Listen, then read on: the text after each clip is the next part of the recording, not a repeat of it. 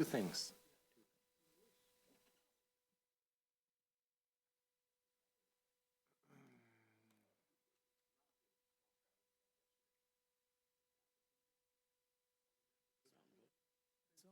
Poor turnout.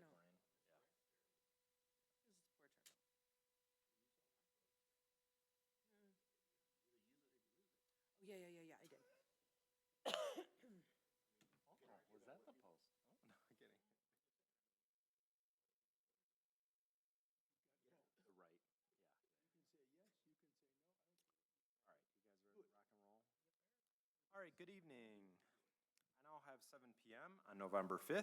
This is the Charter Township of Orion Planning Commission meeting. We're at the Orion Township Municipal Complex Boardroom. Can I have a roll call, please? Here. Here. Your microphone's not on? Hold on. Nope.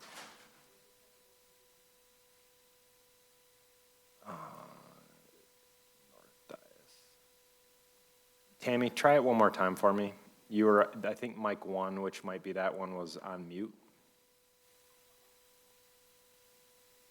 Never mind, go back. No. How many times can you do that? There you go. It was on the control panel, so Okay.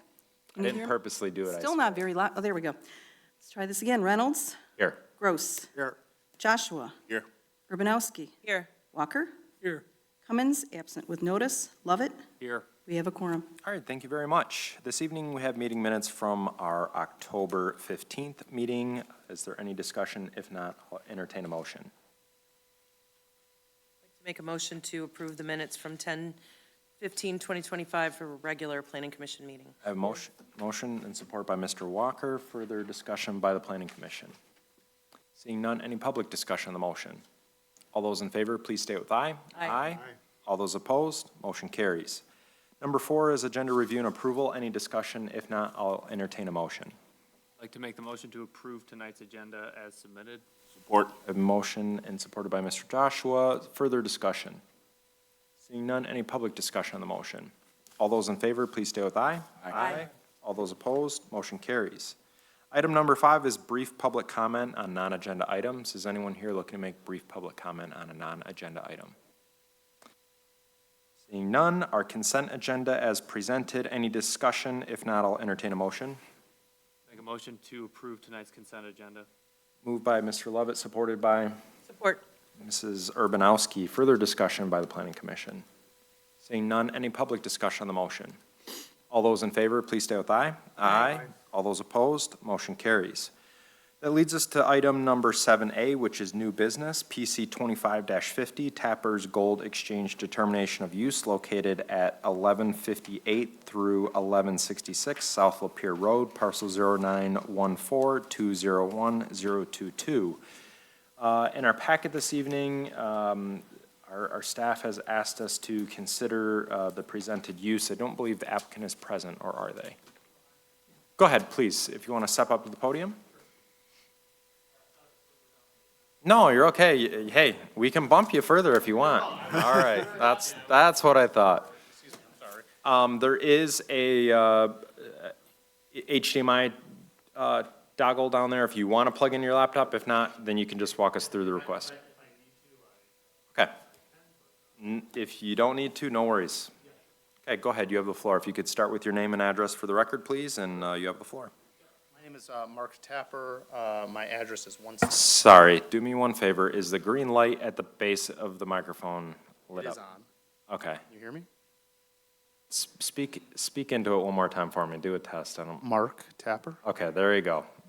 That works. Literally be in the mic. If you wouldn't mind, we're No having some problem, it's microphone okay. issues this evening, so I'll try and turn it up a little bit on my end, but just, if you can't hear your voice, it's not on the recording, so Okay. thank you. Go ahead. Mark Tapper, and my address is 1736 Pierce Street, Birmingham, Michigan, 48009. Go ahead. And basically, I'm here to try to get approval for the usage of our Tapper's Gold Exchange location that we want to open on Lapeer Road. There were some questions when I spoke to Ms. Gerling about the fact that it's not a non-use case, but it's not technically a use case, and there were some questions. And so, you know, we went through the review process. I believe that you guys were submitted a recommendation from the city planner regarding our use case, so that's what I'm here for. If there's any questions I can help answer or anything, please let me know. Perfect. Thank you very much for that overview. I will turn it over to our planner to walk us through the review, and then we'll turn it back over to the Planning Commission. John, go ahead. Thank you, Mr. Chairman. Good evening, Commissioners. Good evening. Thanks for being here. Thank you. Any ordinance can never list all the possible uses out there, and so every now and then one comes up that we don't have listed, and in this particular case, we have the ability and the flexibility to review it under this determination of use in the particular district. What I try to do when I first look at these is look at the intent of the district and the purpose of the district, and then walk through the uses that are permitted in that district. Based on our review in section 4.01, which talks about a broad number of categories such as day-to-day consumer goods, general retail, financial insurance, we interpreted that this could be similar to jewelry, coin dealers, or similar establishments such as yours. Also looked at the higher number of traffic in this zoning district for your business, and then certainly from what your business is involved in security with lighting and those kinds of things. Based on our review of your proposed use, you've also indicated that if you may be willing to provide retail sales if necessary, a very limited number of customers. We find that this would be reasonable as a permitted use in the GB district. All right, thank you for that overview. So as the Planning Commission has been kind of teed up for, obviously the determination of use is before us this evening.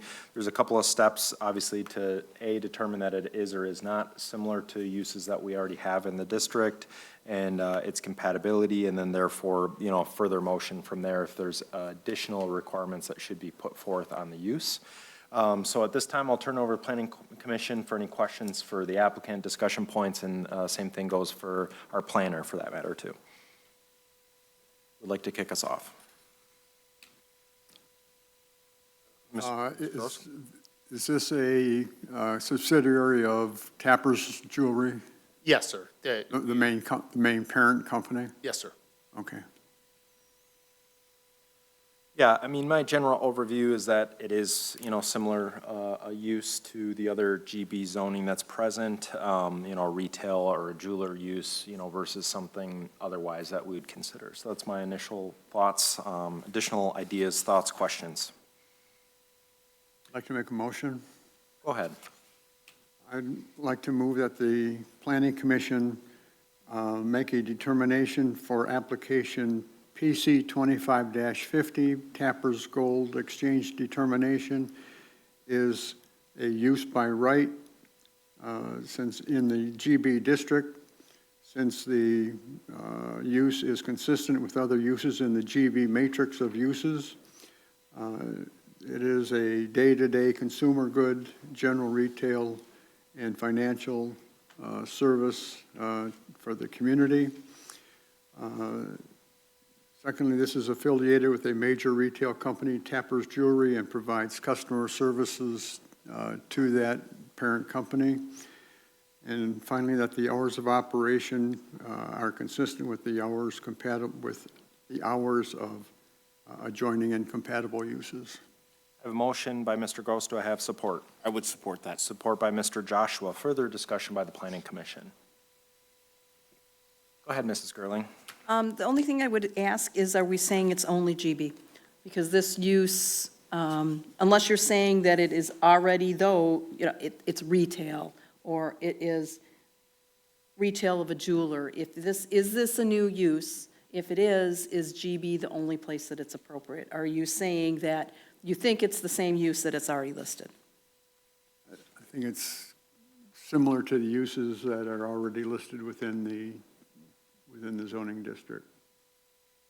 It's not the exact same use, but it's similar to those uses. Ms. Gerling, are you asking for clarification if it's GB only or also RB, or does that answer your question if? I mean, you see, if he's saying it's similar to retail, then in RB, we allow retail also. So then by the nature of it, it would also be allowed in RB. So if I'm understanding the motion, he's saying it's similar to what's already listed, and it's under the classification of financial or retail, and anywhere else that financial and retail is allowed would allow this use. Correct.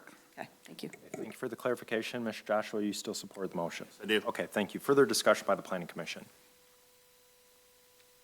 Okay, any public discussion on the motion, including that of the applicant? All right, seeing none, roll call vote, please. Lovett? Yes. Joshua? Yes. Urbanowski? Yes. Walker? Yes. Gross? Yes. Reynolds? Yes, Motion carries. thank you very much. Thank you, guys. And thank you, Ms. Gerling, for all your help throughout this process.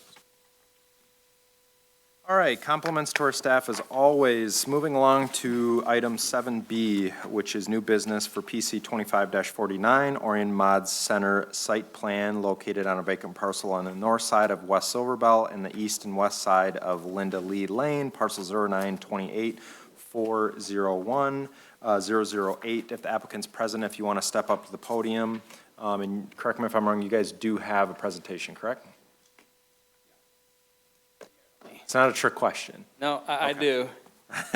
And I know there was a handout given to us this evening that was dispersed by our staff. It looks like maybe some site plans that may or may not have been in our packet already.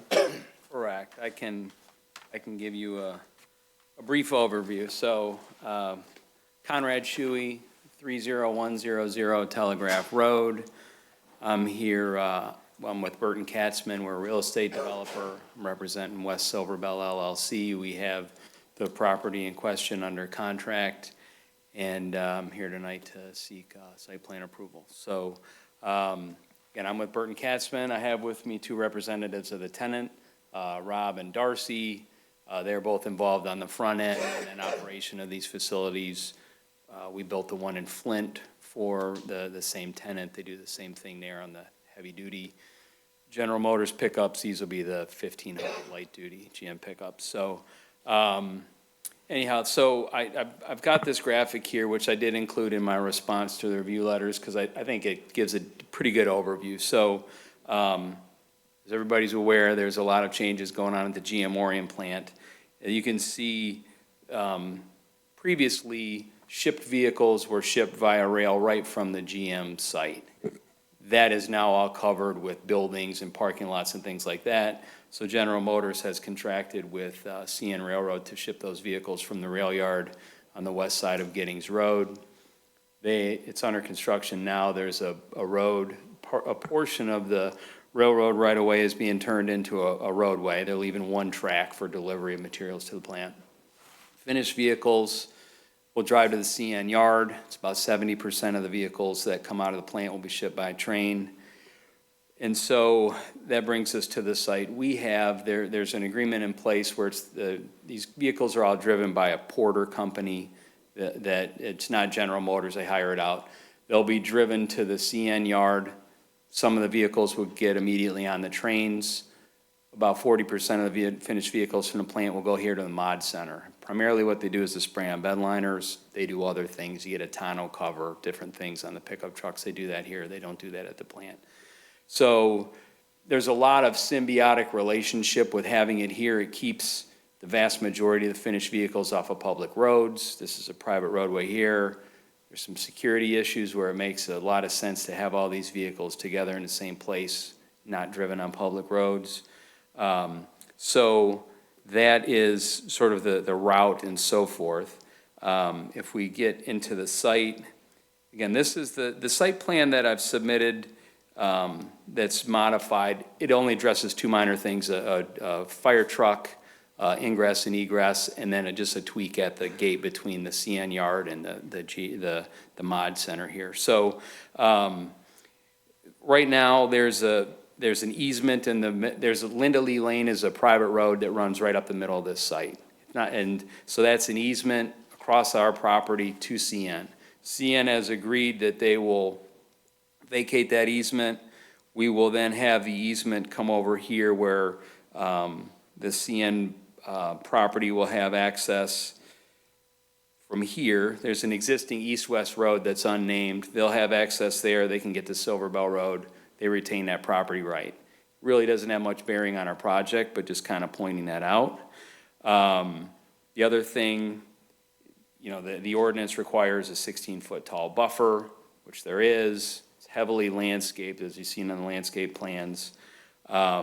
We've worked closely with the administration and staff and consultants to sort of come up with sort of an extraordinary screening of this property. So to the extent we can, we're creating a 25-foot tree preservation buffer along West Silver Bell Road. There's a lot of pretty good-sized trees there. We have to do some clearing because there's some culverts which drains the south side of West Silver Bell Road north, discharges on our property, so we have to do a bunch of grading and things there. So there is some tree clearing required, but there's going to be a significant portion of these tree stands retained. It's kind of an additional buffer on the north side of the street, and you have a 16-foot tall buffer, all sorts of landscaping. The intent is you're really not going to see what's going on back there, and because of the buffering that's in place. There's a 25-acre wetland to the west. It's regulated. We are staying out of the 25-foot buffer from the wetland. So and then in addition to that, to the extent we can, we're saving a lot of those mature trees there. So as you're heading eastbound on Silver Bell Road, mostly what you're going to see is existing trees and a large buffer. So the intent is, again, the operations are not going to be visible from the street with a very limited view up what was Linda Lee Lane, and we're going to screen at the end of that, so that'll block that. This is a very long, narrow site. I've got a lot of things we have to get in this site. So as we go north-south, there's thoughts of, well, hey, can't we just push the berm north and let's create some more room? All these dimensions stack up. So, we have the right-of-way, then a 25-foot buffer, then the berm itself is a certain width. Then I have what I'll call like the public driveway. And then we have the driveway around the building, then everything on north. So I'm really constrained in my north-south dimension.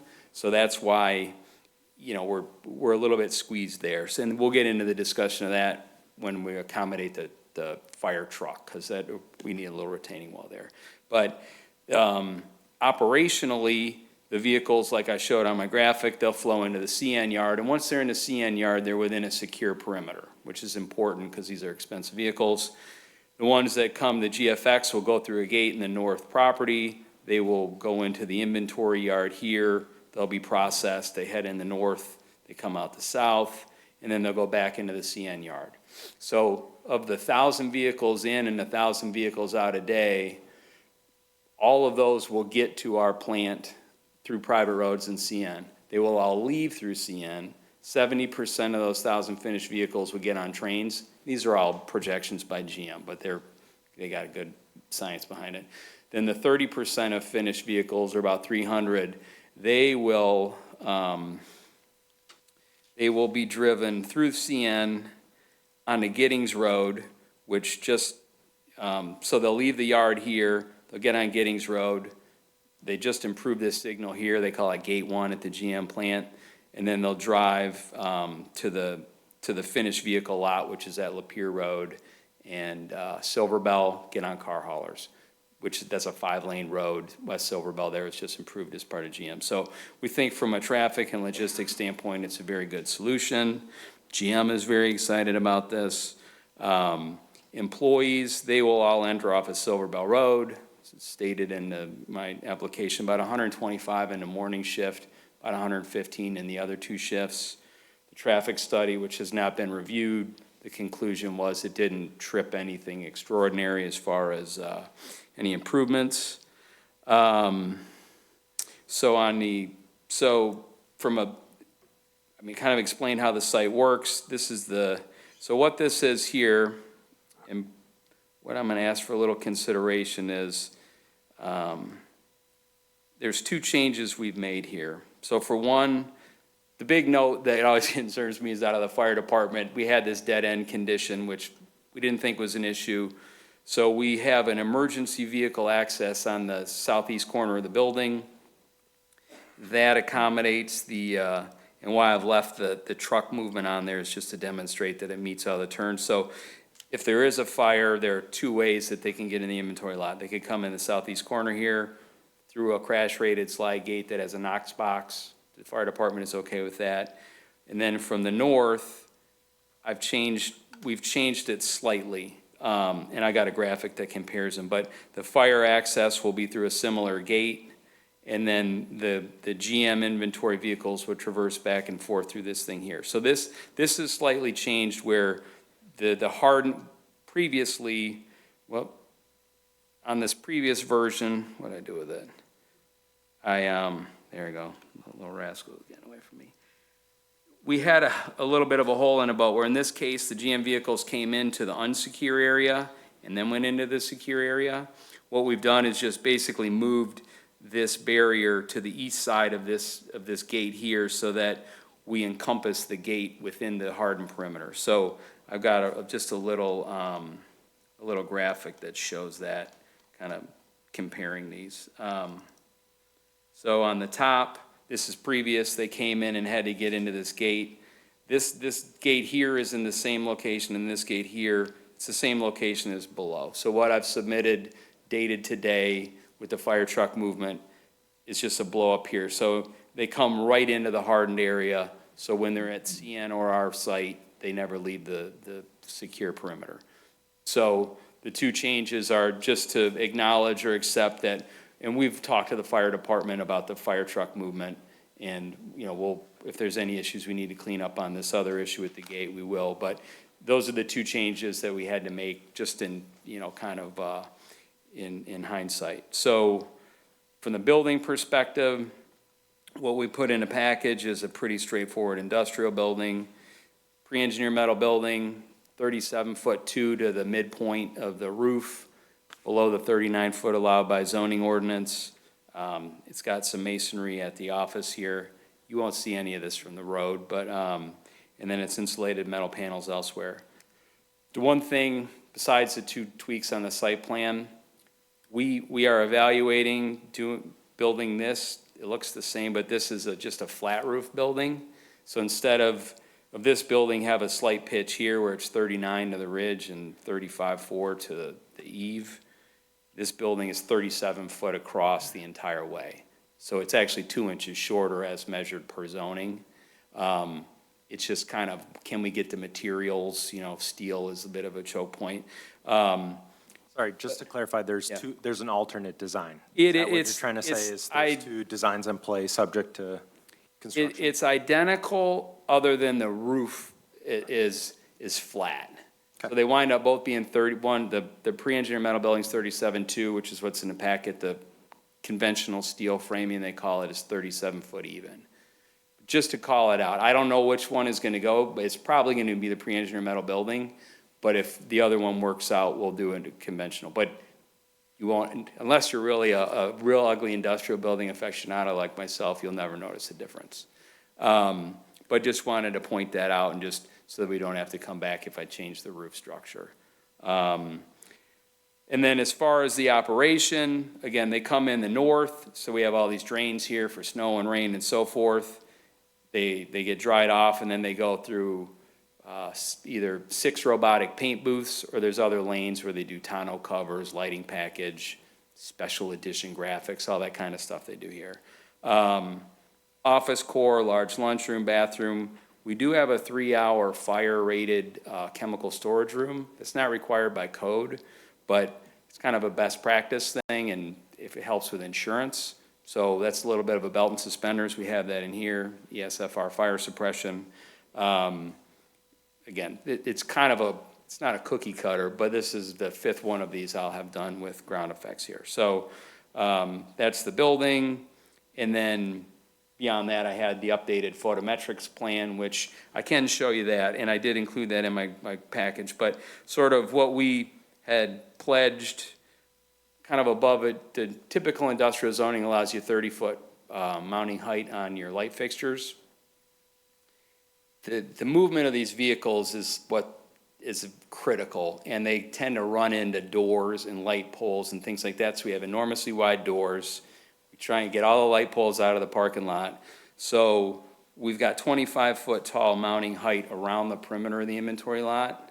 Well, I'll take that back, along the south and the west, but in the field of the inventory lot and on the north side where we butt with CN, who they got like 40-foot tall light fixtures there. Those are 30.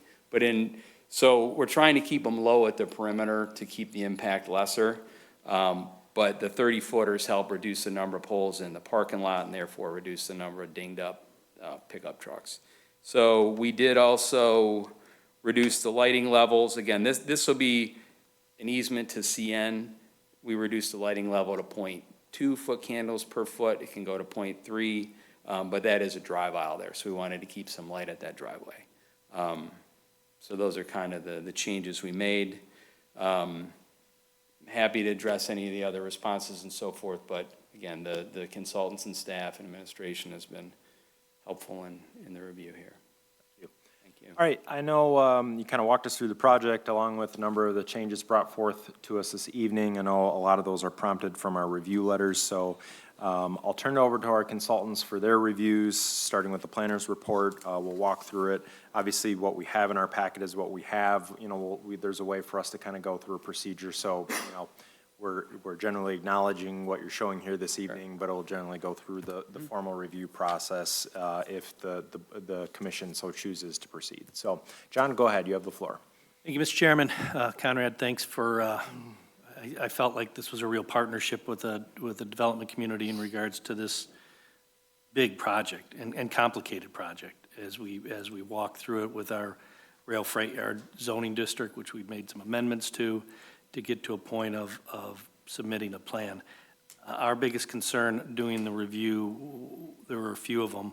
One was the screening and buffering and the taking the existing berm to the north end, which is closer to the railroad tracks, and bringing the majority of that fill to create this 16-foot berm, landscape berm along Silver Bell and keeping a lot of the trees and the wider berth. That really, we felt was a good mechanism for screening anything to the south of Silver Bell. The other issue that we were concerned with was the potential traffic on Silver Bell and the private drive or the way that they're going to transfer these vehicles to the factory and then on to the railroad really works, in our opinion. There will be employee traffic, there'll be vehicle traffic off Silver Bell, but not the immense amount of traffic with the back and forth for the trucks. So they address those two major issues in the design of the plan. As you can see, I've got a number of issues that are more ticky-tack in regards to, hey, can you do this, can you do that, but they are ordinance requirements. And they did address, and again, we just received those, but based on my review, a very initial review, they did address all, if not, most, if not all of our concerns regarding the loading space, the landscaping, the landmark trees. They do have some waivers that they're going to require, for example, the safety path and the necessary safety path. The lighting plan, based on some of the things that the director and I have chatted about, does meet the requirements at 25 feet. So the adjacent residential use district is not adjacent. It's nearby, but it's not adjacent. So it doesn't have to meet those requirements for a waiver. Signs, of course, will be here at the township. Floor plans and height, as Conrad indicated, meet ordinance requirements. Overall, a well-done plan with some minor revisions that should make this work. Thank you for that planner's report. Mark, do you want to walk us through the engineer review? Sure, thank you, Mr. Chairman. Our letter of October 27th, 2025 was our first review. From an engineering standpoint, water and sewer are readily available along Silver Bell, and they're also going to be looping water from main being installed in the CN rail yard to the north. Stormwater management is going to be handled through the creation of a detention basin on the west side that'll outlet to the large wetland complex to the west. There was a request for a traffic study, which has recently been submitted but not yet fully reviewed, or given our cursory review of the impacts and known trip generation, we're not anticipating any major concerns there. We did ask for minor modification for the detention system, given that it's outletting to the brown drain, which has some restrictions. Based on our review of the plan, we feel they can certainly address that without changing anything drastically. And we did have a few other minor concluding comments, pretty minor in nature. The one I do want to point out that I don't think it was discussed yet was the safety path. I understand the applicant's interested in paying in lieu of constructing a safety path along the frontage. So that it needs to be shown on the plan, and then with your approval, they would have to go before the Safety Path Committee for further action. Understood. Thank you for that overview. There was a review from the fire marshal, generally recommending approval, but with requirements specifically to the dead-end apparatus access, which has been spoken to this evening, so that will obviously need to be re-reviewed by the fire marshal for his liking. There was a public services review, WRC, a site walk, our typical process. As mentioned by our consultants, there's a handful of layers here, moving parts. Safety path, we are recommending body to the Safety Path Committee and the Board of Trustees to allow potentially in lieu of contribution, so that's something that we would be considering here this evening. There is some technicalities as it relates to the project, as we've seen this project moving around the township in a few locations and ultimately kind of landing here in what I think is generally a decent or favorable solution for keeping some traffic off of our local roads. Last thing I'll leave everyone with before I turn over to the Planning Commission is this use and its zoning does require essentially there to be an agreement in place. So just an understanding of as it proceeds that there is with the approval that there's some, I wouldn't say total control, but some overview by the Board of Trustees just with all these moving parts between the railway, the roads, and all of those things. So with that said, I'll turn it over to the Planning Commission for their initial thoughts, questions, concerns, comments. Go ahead, Mr. Joshua. Yes, so, Mr. Chairman, I'd just like to declare a previous association with General Motors 4 months removed at this point. I have no direct financial interest in asking for the balance of the commission any issue with my participation. Okay, so it's been risen that there's a potential conflict of interest due to a prior affiliation with General Motors. Any concern if someone would like to raise a motion to recuse Mr. Joshua, you're welcome to do so at this time. Seeing everyone kind of shaking their heads or not jumping up. Move that we recuse. Mr. Joshua? Yes. Okay. All right, so I do have a motion to recuse yourself, so bear with me just 1 second. So a motion to recuse Mr. Joshua for a potential conflict of interest with GM in this affiliation with this user. I guess, do I have a support on that motion? Okay, I guess I misspoke. I don't think he needs to be. Oh, okay. All right, sorry. All right, well, you're lucky enough you get to stay. Well, no, you agree that there is no conflict? Correct. Okay, all right, thank you very much. Sorry, I misunderstood then, so started jumping, I was trying to kick him out of his seat. So. All right, with that said, I believe we've resolved that concern. Go ahead, Mr. Joshua, did you have anything else to add, or just was going to open it up to the Planning Commission No, for their thoughts? I guess the only other question I'd have, Mr. Chairman, for the applicant, is this lot only for internal combustion engine vehicles, or would it also be utilized for EVs? So it's for whatever the Orion plant is producing, which the current slate of vehicles is internal combustion engines, primarily pickup trucks, but also I believe the Cadillac Escalade, which more than likely won't go here. But So then I in the guess, future, they could certainly change drivetrains, but right now it's all ICE vehicles. so I guess the only other question I would have is from a fire marshal perspective. Again, I don't know the answer. Was that contemplated in the evaluation? You're just saying from a fire rating or anything like that? Okay. I know that isn't necessarily something in a site plan review, but would come up in building code review when we get further more into engineering and those kind of things. So valid concern.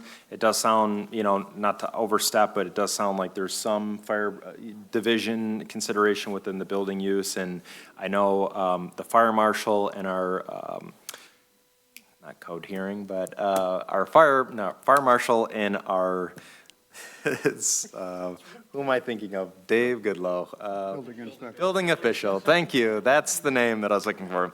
Building official has been pretty well versed in a lot of those concerns as we've been doing the major expansion. So I have full faith as we'll echo those concerns moving forward. Additional comments, questions from the commission? Mr. Gross. Yes, I've got a few questions. The 16-foot-high landscape berm that was referenced, is that the existing berm, or is this would be a brand-new berm? We're gonna get our berm mover, and we're gonna move it from, right now, the berm right now is actually along our north property line. Right. And so we're gonna do, when we do our earth balancing and stuff, we're gonna basically move that berm to surround the building here. So right now, like, these parking spaces would be under 20 feet of dirt in this north property line. We're gonna knock that down to match grade with the railroad property, the CN property, and then the 16-foot berm will be along the south, east, and west Well, bound. that'll be a new berm. Correct. Is there sufficient room for a 16-foot-high berm with appropriate slopes and everything? Make sure that it can be maintained properly?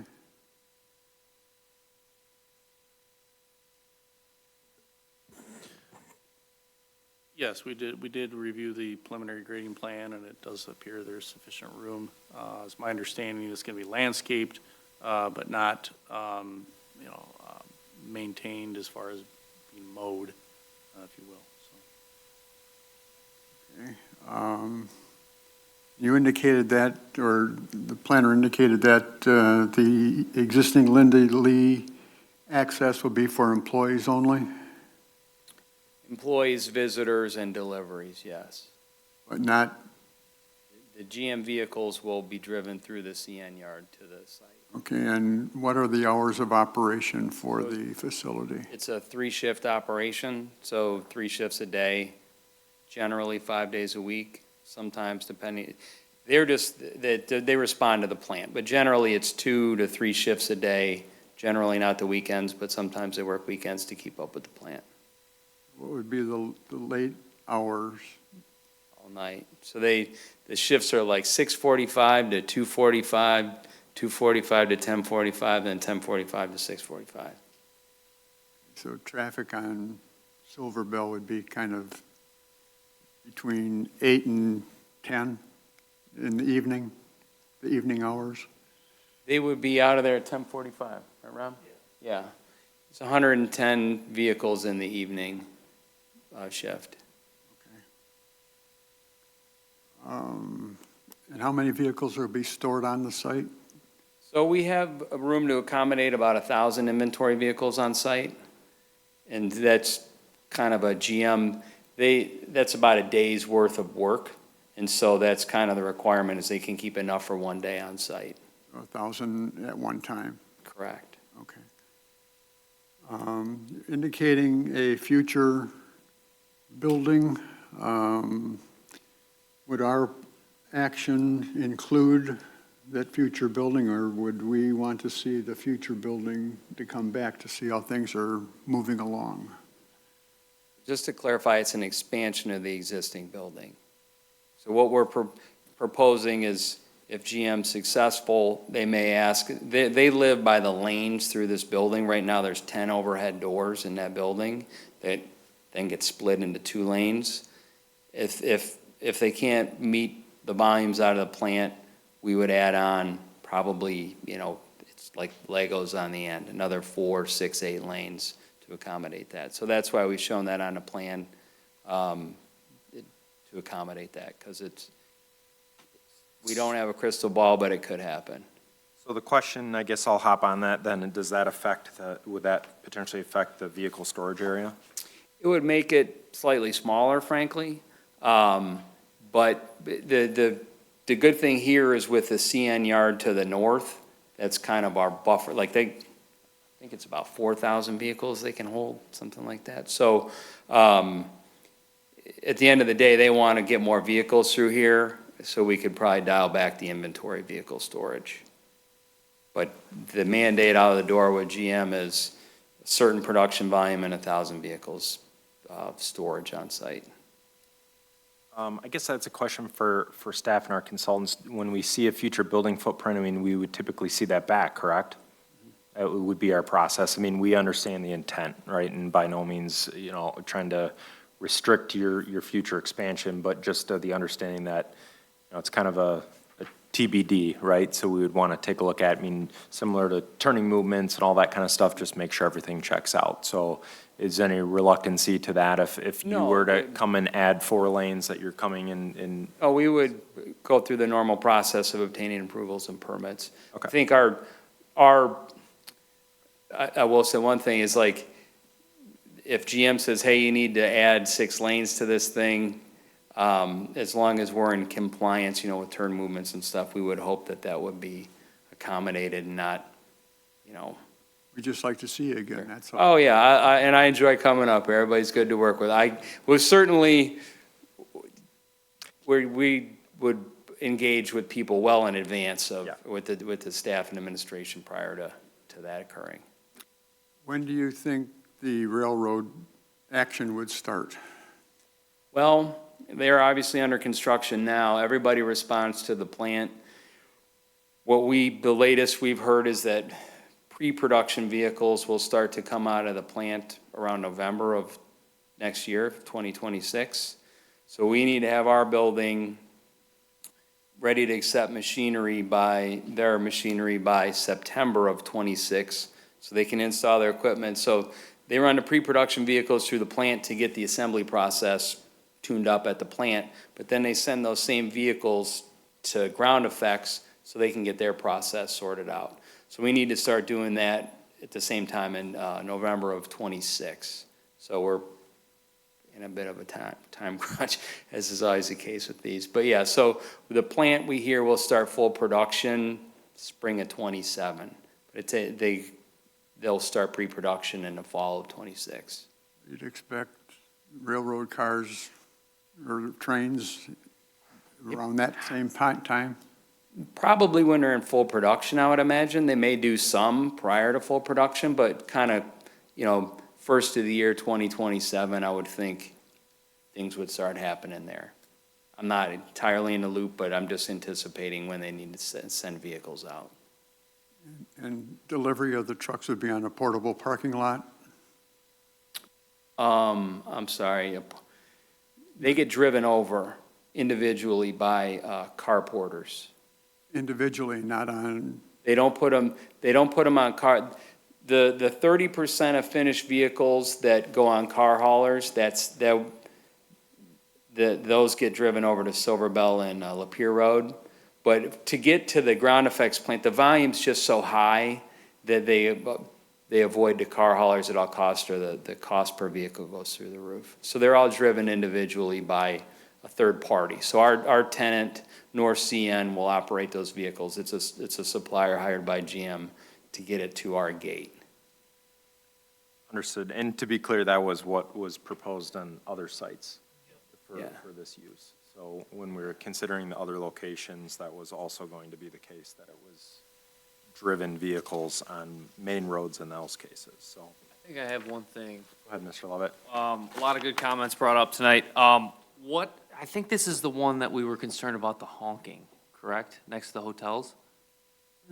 Is that, if you guys, you're nodding your head, have you guys changed your process a bit, or? In the building, right?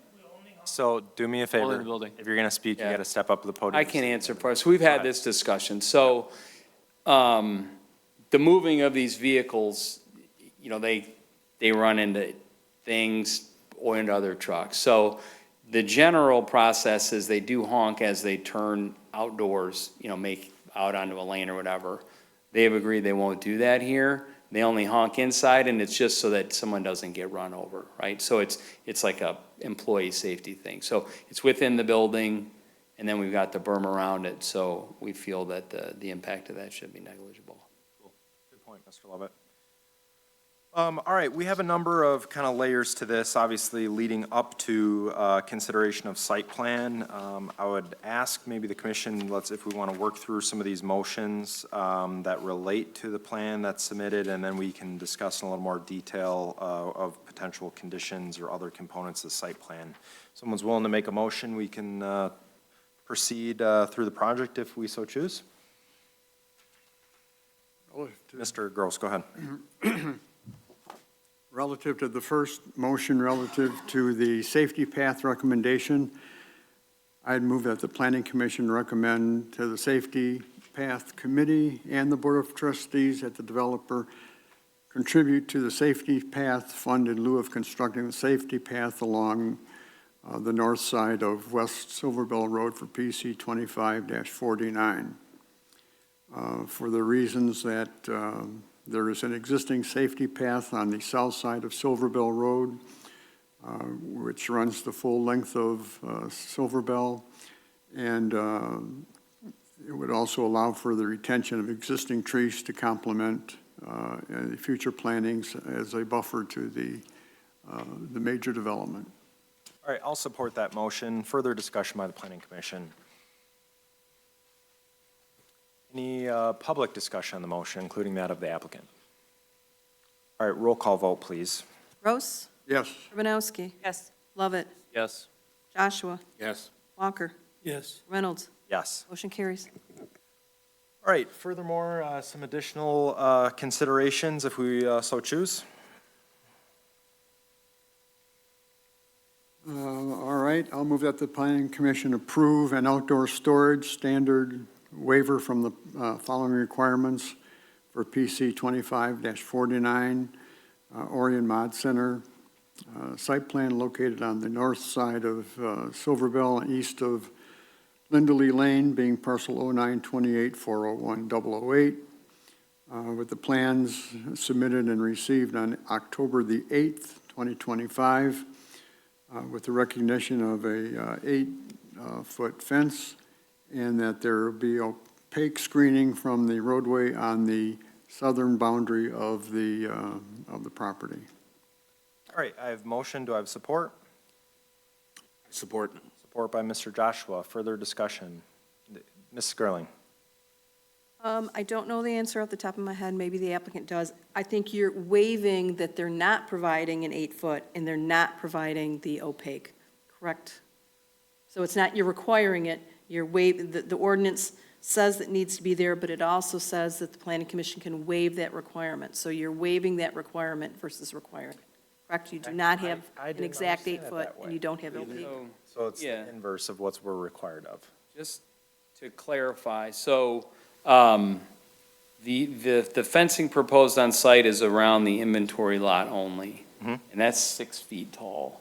I'm pretty sure that we do 8 if that's allowed, but it's more the Jersey barriers that keep the vehicles inside as opposed to the fence. The fence is just to keep people from walking in, but the Jersey barriers keep the trucks from driving out. So we're proposing a 6-foot fence with the Jersey barriers inside, just to be clear on that. 6-foot fence in lieu of an 8-foot. We're waiving the requirement of an 8-foot fence and opaque screening from the roadway because, on the northern boundary. So it reads, we're not requiring it. There is no roadway technically there, I guess, like boundary would be a good way to read that. Okay. So, motion maker, would you want to clarify your motion? You just did. Okay, all right, so, and I would amend my support, and furthermore with the discussion, just to say that, because other screening mitigations, berm, and landscaping is being provided in lieu of that requirement. I believe it was Mr. Joshua that supported it? It was. My only Also, question. did I support the last one? Yeah, you supported Okay, I'm that. sorry. My only question is, what is on the north side of this property?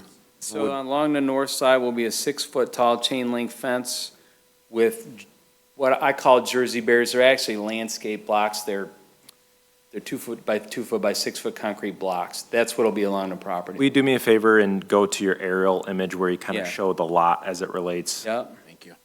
So the blue perimeter, correct, is your property boundary. Correct. The yellow is the parcel to the north. So the railroad, I would amend my support. okay.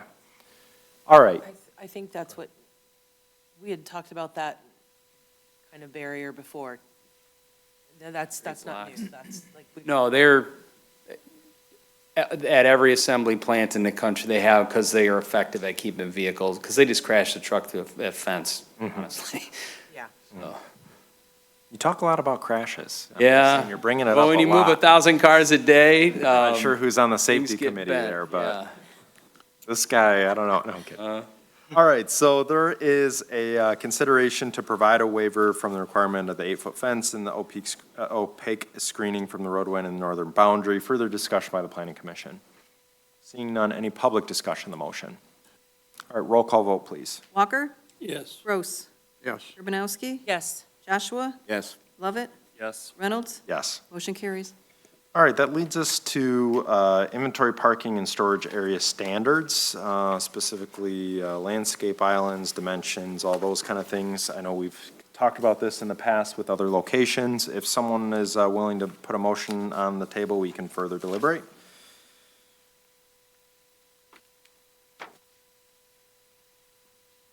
I would move that the planning commission approve an inventory, parking, and storage area standards waiver from the following requirements for PC 2549, Orion Mod Center site plan located at 2070 West Silver Bell Road, parcel 0928401008, with the plans that would have been received on October the 8th, 2025, which include waiver of the island landscaping, the stall dimensions, the layout, and the striping, due to the fact that this is a major storage area for new vehicles. All right, I have a motion. Do I have support? Support. Support by Mrs. Urbanowski. Further discussion by the planning commission.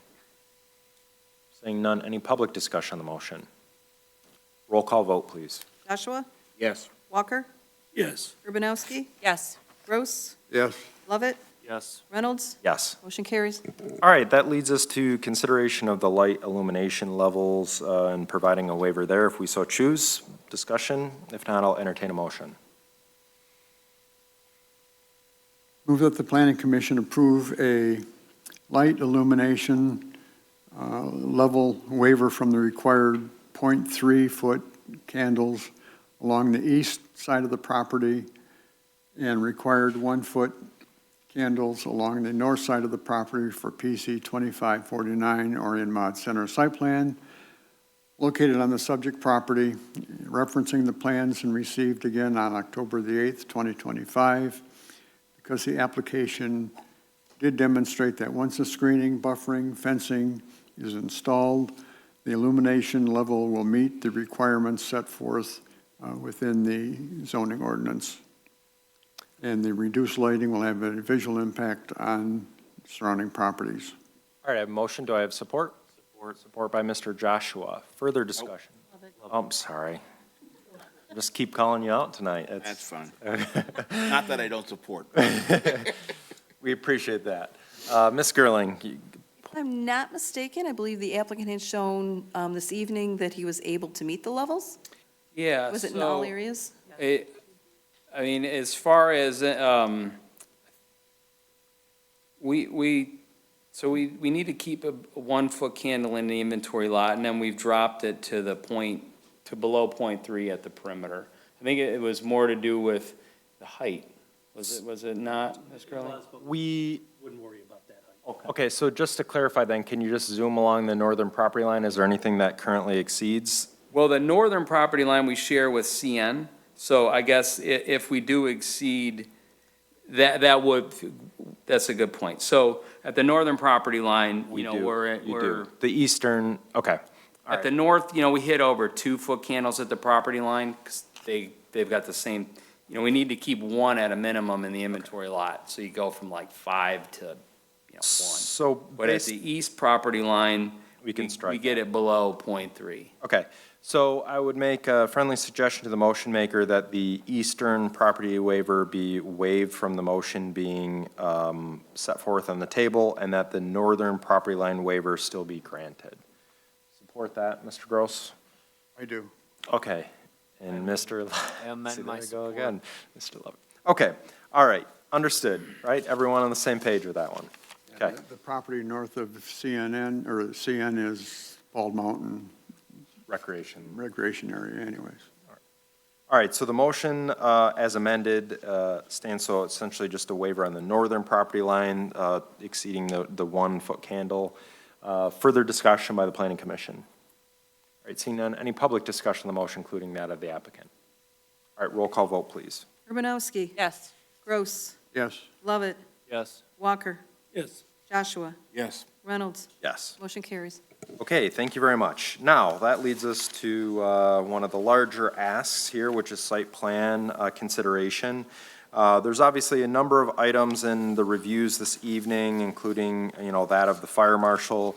There's obviously an intent or been provided to us this evening that there's the ability to address those.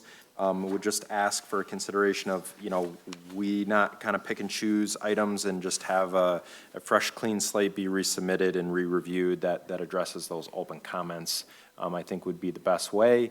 Ms. Gerling, comments? The only thought was that, yes, there were a number of things that were called out in the original review. And he did show a couple small modifications that were not part of the plan. Yep. That maybe it would be entertained within the motion referencing the plans Yep. shown here tonight. Yeah, and I think that's very acceptable. Obviously, I guess it's where I'm maybe speaking to is that there's the ability to address. I personally don't foresee any issues with what's presented, but would also like to give the staff and our consultants the chance to kind of dig into the formal submission. So, who would like to make a motion for consideration? We can further deliberate after that.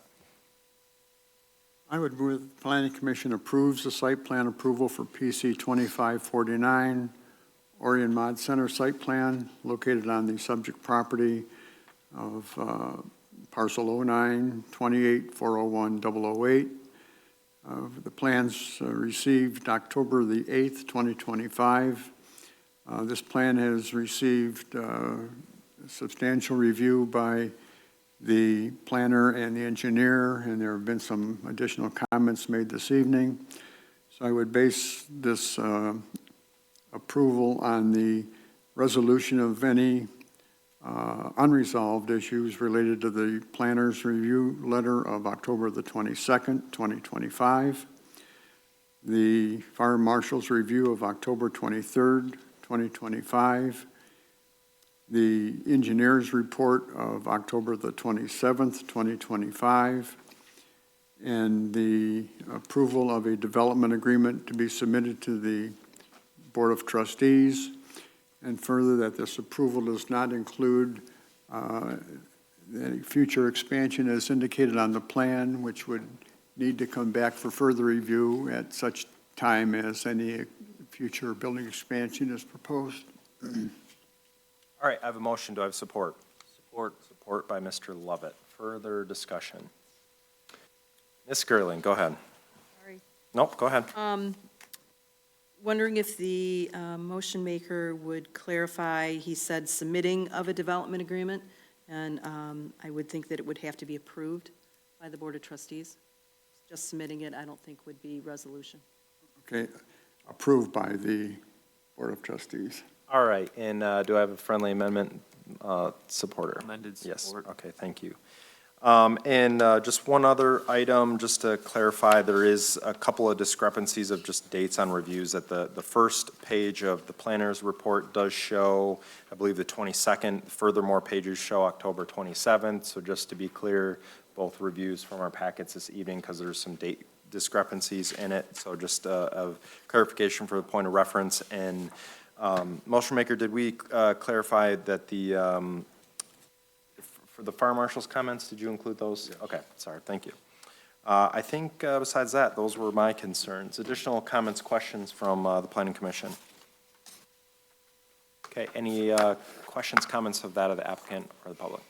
I think I followed everything, and I appreciate all the amendments are Fine. So that, the motion would then just direct me to clean up the final plan for staff and consultant final approval that we've met the conditions. Correct. In layman's terms, we're essentially asking for you to revise, resubmit to our township staff, not reappear, so. They're almost. I know you like they're pretty seeing much us, done. but Yes. we'll hold you back from that opportunity. Okay. So. Thank you, and. yeah, Mr. yeah, Joshua, go ahead. that's great. Yeah, I guess the only thing I would ask, and Mrs. Gurley, maybe you can help as well in terms of our purview, but an Escalade's got a 200 kilowatt hour battery in it, and if we have 1,000 Escalades sitting in that lot, I just want to make sure that from a fire prevention and suppression standpoint, that we do have a plan. If that's within our purview, then I would ask that we would revisit that with the fire marshal. If it is not, then we can manage that outside of this venue. I missed the beginning of your comment. You're saying if they decided to do battery? Is that, I missed the Well, beginning? what I'm hearing is that the product that comes out of this facility is going, out of the plant, is going to land in this facility for storage and retrofit, so on and so forth. And if that's the case, if it can be an ICE vehicle versus an EV, the fire potential and/or ecological damage is dramatically different between a gasoline vehicle catching on fire versus a battery electric vehicle. The fire department is going to follow international fire code. Okay. And that is actually in our zoning ordinance that they follow international fire code. Okay, thank you. We, love it or hate it, have adopted the latest and greatest, so. I'm fine. Sometimes we hate it. As long as we go in eyes wide open. No, but very, very good comments, and obviously it's part of the record that the motion's on the table, so thank you. Go ahead, Ms. Gerling. I don't know if there's a better way to say it, and actually our engineer leaned over and said, okay, so we're saying that it's the plan that was reviewed, but commenting that we've discussed the plan that was presented to us tonight, still needs to be reviewed, but Correct. like the change in the gate that they said, you have no issue with as long as the consultants have no issue with. Correct? Correct. That I believe is the intent of the motion maker, motion supporter. Is that your intent? Okay. Including the alternate roof line. Good point. We didn't speak to that. I personally don't foresee any major issue of a minor roof line change from one type of facility over another. I know it's not typical, but if it meets our ordinance within the district, I don't see a big pushback one way or the other of a small slope roof. I mean, we would see both in an industrial district. Any other concerns with that topic? 2-inch. A little more, but yeah, I mean, just generally a minor slope building versus a completely flat, and it's just gonna come down to a constructability component, so I don't even know if we always get into that, to be honest with you, but. All right, further, any other points of clarification, feel free to chime in, engineer, planner, Ms. Gerling. All right, any other items from that, including of the applicant? All right, so just to be clear, motion is to approve with the ability to revise and resubmit to our staff and our consultants to address the concerns at hand from the township planner, the engineer, and the fire marshal, and that the general plans that were shown here this evening, the intent is agreed upon from the planning commission with the details to be reviewed in deeper detail from our consultants. That is the motion on the table. Can I have a roll call, please? Joshua? Yes. Urbanowski? Yes. Gross? Yes. Lovett? Yes. Walker? Yes. Reynolds? Yes. Motion carries. Okay, thank you very much. Thank you very much. We're hoping the third time's a charm here. I just have a couple comments. ahead, Mr. Joshua. I'm really impressed where you guys started to now where you're going in. I think that this CN deal is, I mean, it's unbelievable to keep the vast majority of those cars off the road. So we appreciate you guys working with our township and consultants, and we're excited to see what you guys do, so.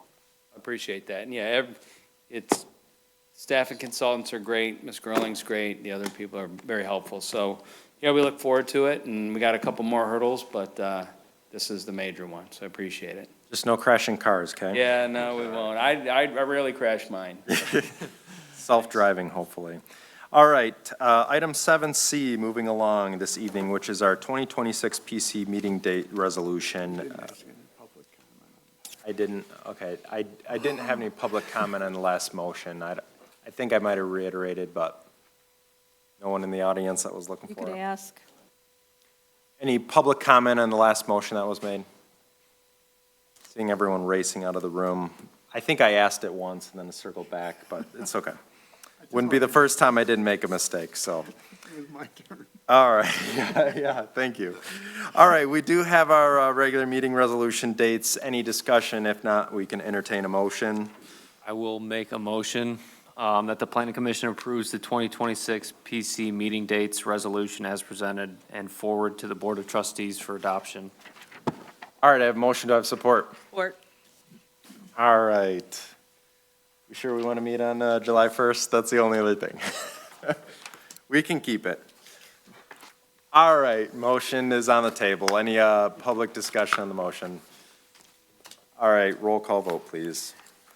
Lovett, Yes. Joshua, Yes. Gross, Yes. Urbanowski, yes, Walker, Yes. Reynolds, Yes. motion carries. All right. If you don't see me on July 1st, don't be mad. I said it in the meeting minutes now. All right, that leads us to item 8A, which is PC 25-35, New Wave Church Site Plan Amendment located at 1224 South Lapeer Road, parcel 0914201025. We've obviously seen you in the past. If you want to kind of step up to the podium, walk us through the additional information you provided this evening, any other items you want us to be privy to. I know there's some kind of late in the game ads, but you're going to walk us through it. Good evening, thank you so much. My name is Zach Zerilli, I'm the managing partner over at Orion Shops. Here with Chris Bristow, the pastor over at New Wave Church.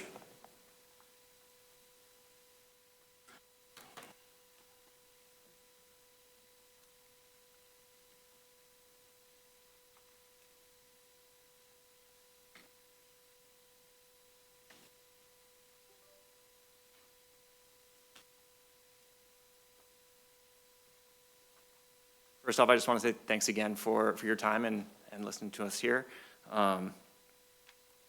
After our last meeting, we went back, took everything that we heard and really worked hard on this presentation. So looking for that variance to show that shared parking agreements with all of the neighbors, which we have and have included in the packet, and also put together a bunch of safeguards that are going to limit the use, stagger different service times, monitored parking to make sure that this doesn't become an issue in the future. Again, our goal is to provide clear, data-driven justification showing that this is reasonable, enforceable, and consistent with your standards in the long-term use. So, at the last meeting on October 1st, when we were here, we were told to provide justification for the modified parking standard or submit shared parking agreements demonstrating adequate Sunday capacity. And so those agreements are included in the packet. We have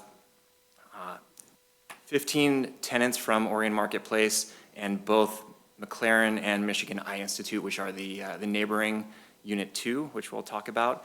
Also in that packet is the First Amendment to the lease that limits the parking usage and also enforces how we're going to make sure that this parking doesn't become an issue. So together with these two, it handles that supply and demand that we were talking about back on October 1st. Some background here, you can see the image there on the right. So as far as the parking goes, there's 245 parking spaces for Orion Marketplace.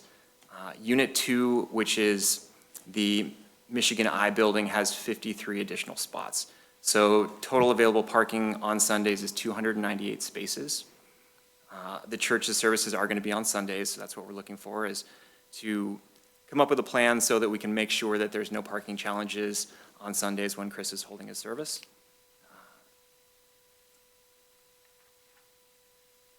Here's an overview you can see on the screen here where Unit 1, the parking is just underneath that L shape, and also to the rear or the left side of the screen of Unit 2. The McLaren and Michigan Eye building is on the bottom. So half of those spaces on the left here, these are all part of Unit 2, and Unit 1 is here. All the way around, there's parking along the side here in the back. also along the north side here as well.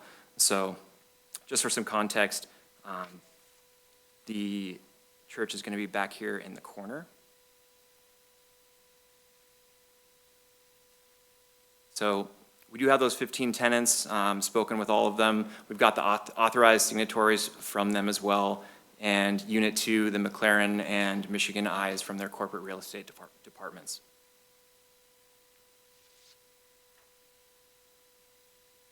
One of the other things that we had talked about in our last meeting was the lease, and how can I, as a landlord, help enforce this and control the situation to make sure that it doesn't become a problem for any of the other tenants or the city or the township in general. So we've added an amendment to the lease that limits the parking for New Wave Church to 45 spots on Sundays. That's going to give us a built-in buffer to make sure that there's no issues with additional parking, and also allows legal recourse for us if needed to make sure that this doesn't become a problem.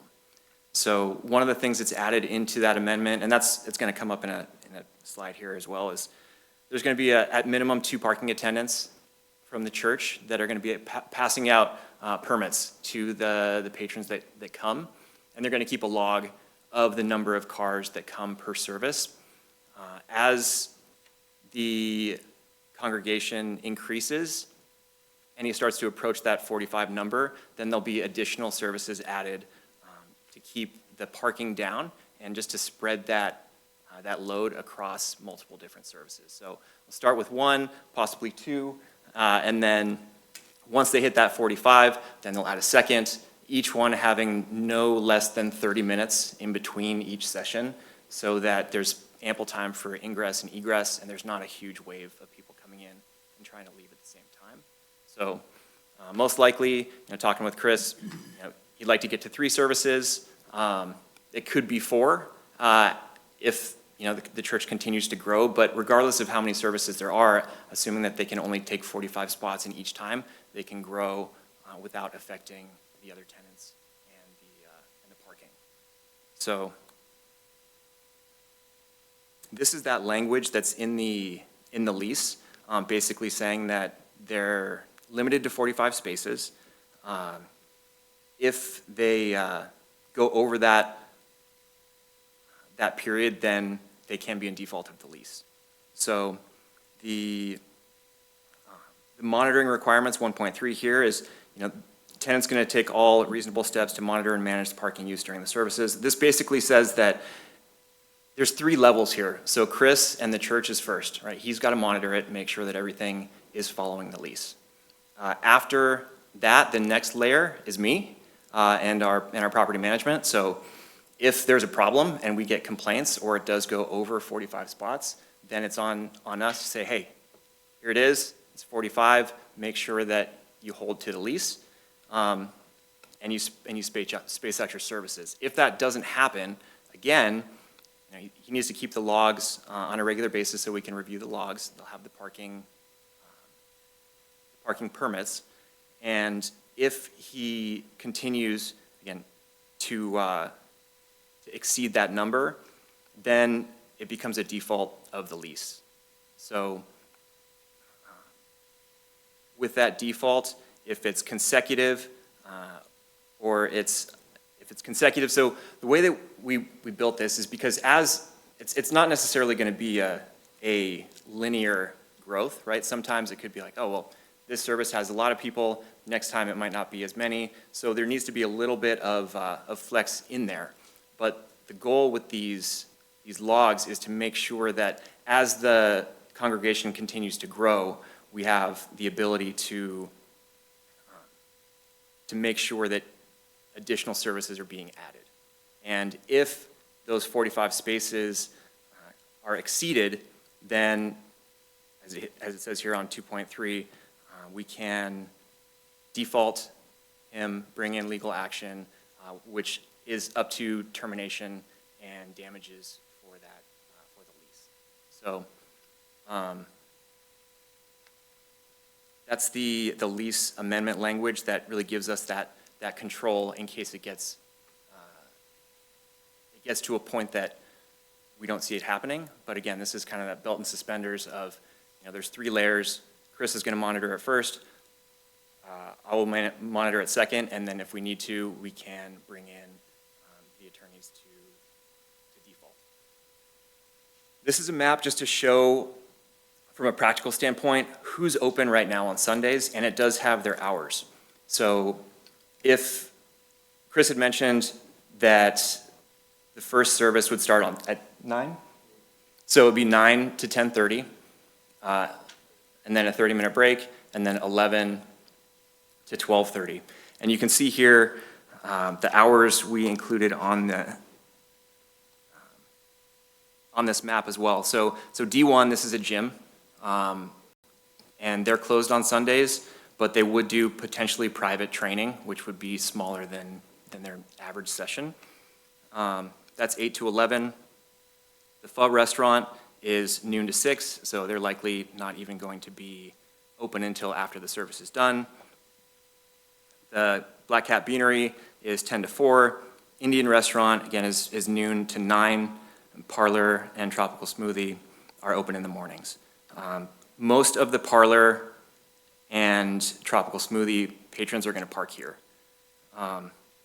So it does leave a lot of space for Chris and his church here in 1224.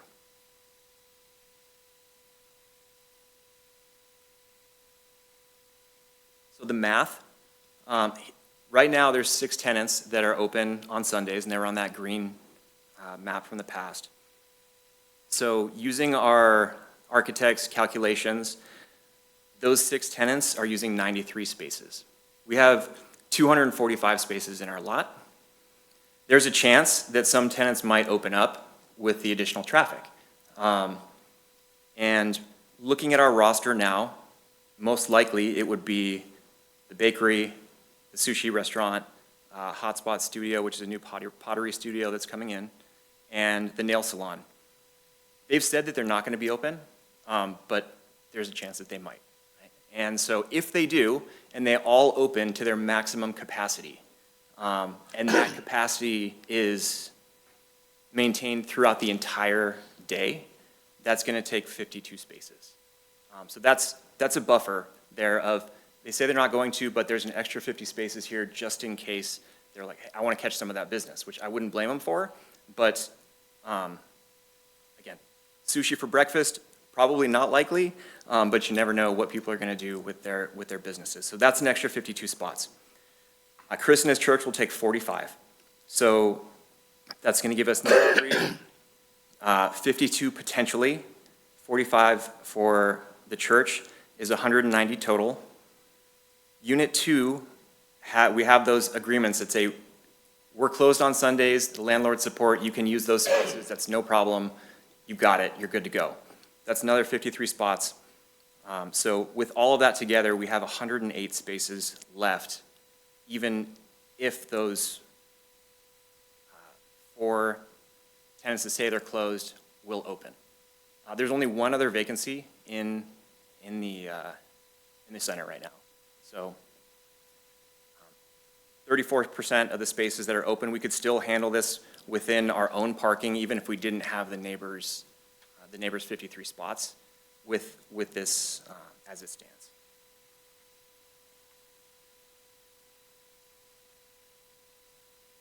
This is the map, that's not rendering right, that shows how the architect calculated all those spaces. I think I've got it better. Here it is.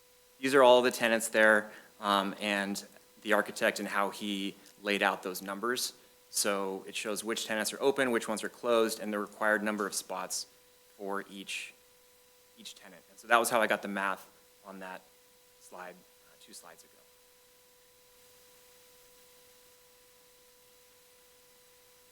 So all in all, how we make this work, parking cap, right, with 45 per service, having multiple services with 30 minutes in between each session.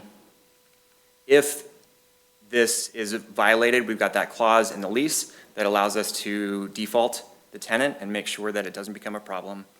And we have the right to enforce that compliance and up to including termination of the lease and damages for that. So we think that this plan, provides accountability, protects the tenants, makes sure that our other tenants in that center aren't going to have no parking for their businesses on Sundays and be upset.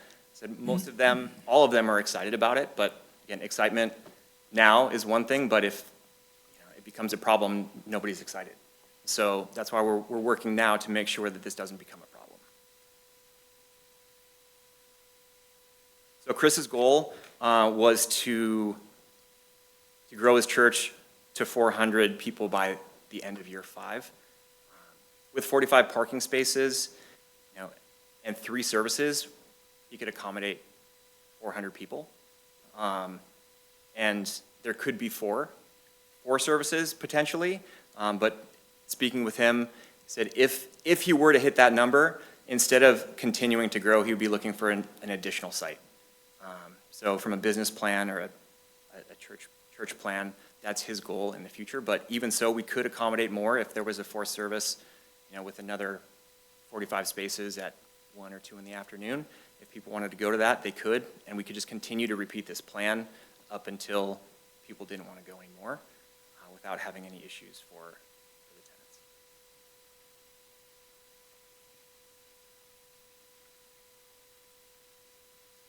So, again, we had those 15 letters from our tenants, the other 2 from McLaren and Michigan I. We work together on these agreements. We really do think, for me as a landlord, this isn't about signing another lease. I really believe that this is going to be great for the center and for all the businesses that are there. That's the main reason why I'm up here talking about this, because from a amount of rent standpoint or other things, like that's not what this is about. It's about trying to find that right tenant that's going to take that space in our center that's going to bring people there and help the cat cafe have more cats adopted and save more cats, help the other businesses grow in that area.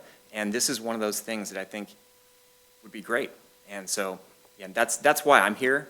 And I really do believe that this is going to be a great thing for our center. And I'm willing to step up and do what I can to make this work.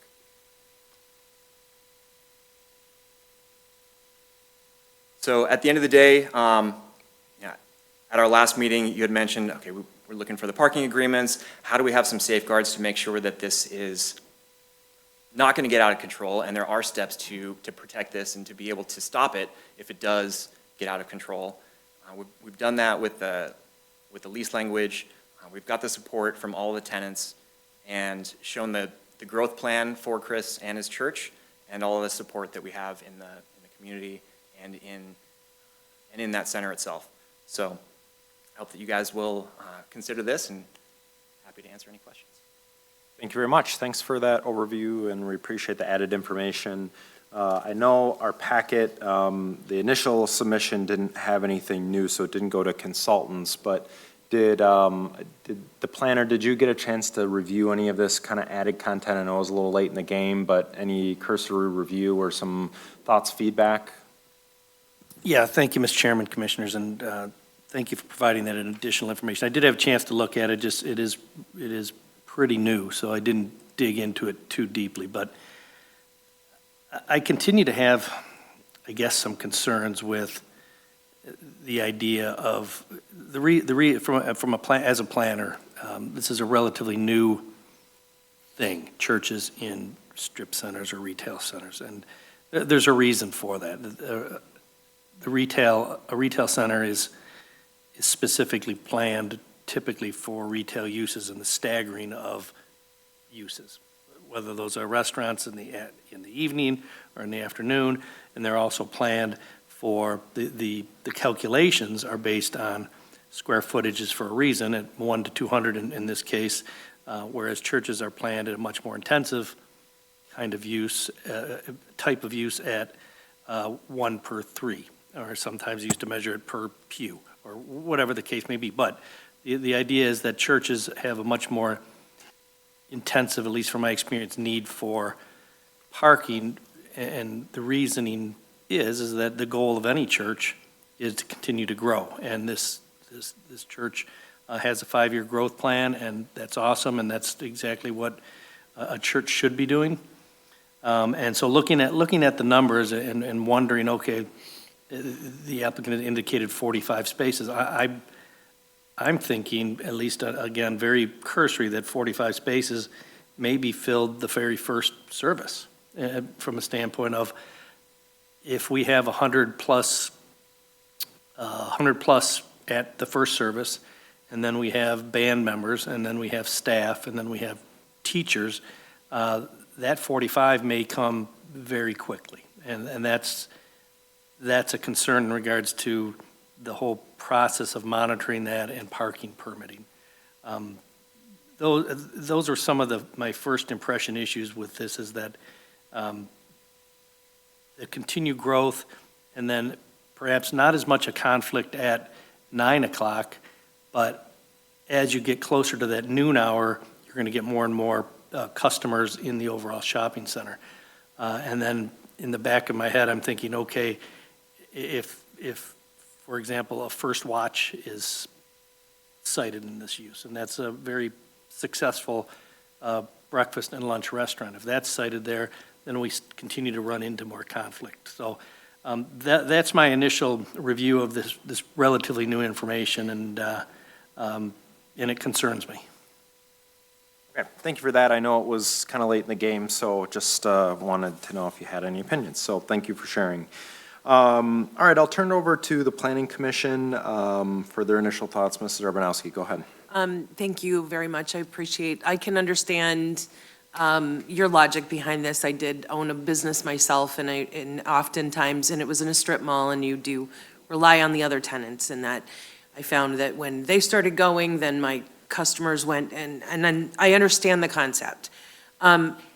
Conversely, if I am coming to church on a Sunday and I decide I'm going to stay because I want to go to the restaurant, I'm not vacating. I'm staying. So, there's no guarantee that even if you have these 45 permits or whatever it is, that people are going to come and go. I mean, you can't, I find it hard to believe that you're gonna be able to manage the flow of people in and out. And then my other question was, I thought that there was a concern that there was no sort of narrative on the actual site plan about, tell us why your numbers should be different. Do you understand what I'm saying? Yes. But so that hasn't. So typically when we have a parking request waiver, right, we see, this is a little non-traditional of a proposal or a consideration. Right. We see it in two ways. Either here's our Orion Township parking standard, it asks for whatever the number may be, we provided it, right? When we get a off-street parking waiver, we typically say, hey, we're not the same as your chart, we operate differently, and therefore, in this case, 45 spaces is justified, right? We've seen that with, case in point, the project that we saw earlier this evening, where it's like a huge warehouse facility might dictate, our ordinance might say 300 spaces, the reality is there's 100 employees, right? So it might come down. So No, that's our traditional framework that you do see. But what I'm trying to say is, I thought that there was supposed to be some sort of written narrative that we were asking for to be put into the materials. Or am I wrong about that? No, you're not wrong. I think what you're saying is you're finding a fact, right? How do you get to, I guess in this case is 45 spaces, I think is what you're looking for? I think so, How do you yes. get to 45 Yes. spaces? Yeah, how did you make that figure? And where is that in writing? You could use, at least my impression of the information just provided, the 45 spaces was based on their occupancy of the building. So if you say that, if we take the 1 to 3, Ms. Urbanowski, they've got 134 seats in the sanctuary, that's where they come up with that 45. But as indicated, my concern is that if they're showing 134 seats, there's other ancillary needs at the church. And so the band and who will typically stay, if they're there, are going to be the same band for the next service. So those cars stay, staff and teachers. So that, you've got this group, and then you've got this group. What is the maximum occupancy? I'm not so sure the maximum occupancy is 145, or 134 is shown on this new information. Mr. Joshua. Yeah, so I guess first off, what I'd like to say is I really want to approve this because I think it's good for the community. I do think it's a very, very good move. To echo some of the other comments, I just don't see how 45 dedicated spots are enough for the size of the congregation that we're talking about. And the reason that that's important is that appreciate the transparency of the lease amendment for New Wave. However, there's no other lease amendments that were discussed. And in the previous conversation that we had in October, it was stated that the general knowledge is that all of the parking spaces are shared. So I'm struggling with, quite frankly, how we can say it's dedicated in one lease and then all of the other occupants believe that it's shared space. So I'm not even sure that the 45 are really even going to be dedicated, for the congregation. So, again, I'm just struggling with the fact that, again, one of the two sides of the equation has to change, right? Either the math that discusses why we should look at a different calculation for the need or the inventory, or the math of how there's more spaces that are actually going to be dedicated or available for the congregation that's going to go into attend this church. So to be very, very transparent, I can't support it the way that it's been laid out this evening. So question, as far as the amount of available spaces, right? If there's 100, say, if 45 spaces, saying is not enough for the congregation, there's 100 spaces roughly extra, there's still 30% overage. If all of the other tenants are there and operating at max capacity, what would be reasonable? Or I'm just trying to understand, because I'd like to figure it out too. I mean, where I'm trying to limit the church in one respect, right? To make sure that they have what they need. I mean, 45 spots is 135 people. With 3 services, that's 400 roughly, which is going to be Chris's goal. With so many extra spaces that are unused, and like you were saying, Ms. Urbanowski, about the people that go to church and then go to the restaurant. So when we were considering that, the restaurants are, I believe it's double, right? It's 2 spots per 100 square feet. So those people that leave church and go get a donut or go have the noodle soup would then basically be attributed to those tenants. And that would leave additional spots for the next wave of people coming in. So that's how, when we're looking at this and figuring out how do you handle that flow, right? And the first thought was just, we want to make sure we've got a big buffer, so that even if, let's say it goes over by 10%, there's no issue. So that was how we had attributed it to the patrons that were there at church and then left to support our other tenants in the center, was that they wouldn't necessarily be taking more spaces. Mr. Chair, Go ahead, Mr. Walker. I'll first I go want to to you thank next, you Mr. because I was one of the that pushed for the signatures, and you did that. So I'm proud of you for that. Thank you. And again, though, I'm not sure that's enough. You indicated that after the services, people will go, if they go to the restaurant or the donut shop or whatever, you implied they're going to move their cars. They're going to get in their car and they're going to drive maybe 10 feet, 30 feet, 40 feet Or what if they just stay there? What if they don't move their car after they leave the church? Where does the next service park their cars? Yeah, and that's a great question. So let's say that here's the first service, right? And the majority of the people are parking here and down here, as close as possible, just because that's what we do. We hand out a parking permit to these people for the first service, just so that we can keep track, and Chris has a feel for how many people are parking, so he can know when to add additional services. Let's say these people stay, right? This entire row here stays, and they go to the different green restaurants and places that are open. We still have all of this that's wide open for the next group to park. And there's gonna be at least 30 minutes in between each service. So I would imagine that people will stay, or some will, and they're not gonna get in their cars. I mean, I don't know. You might, if you parked here, you might get in your car and drive all the way down to get your donut. But you probably wanna go for a walk. Either way, but there's still an extra, 100 spots for that overflow, which is another 300 people that could fit in the church.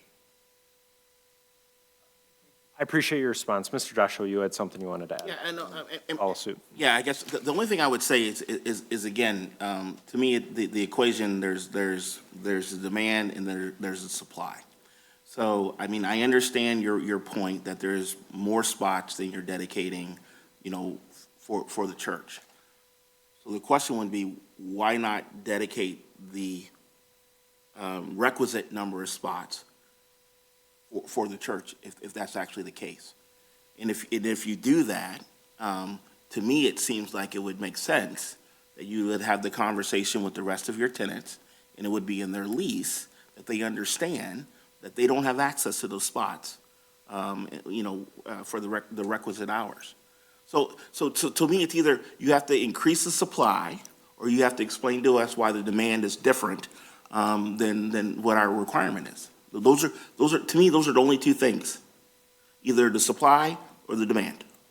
But saying, we think and perhaps and maybe and wouldn't you, again, those are all great until we have an issue. And what we do as a planning commission, we don't resolve these issues. We operate based upon, our ordinance and laws here in our township.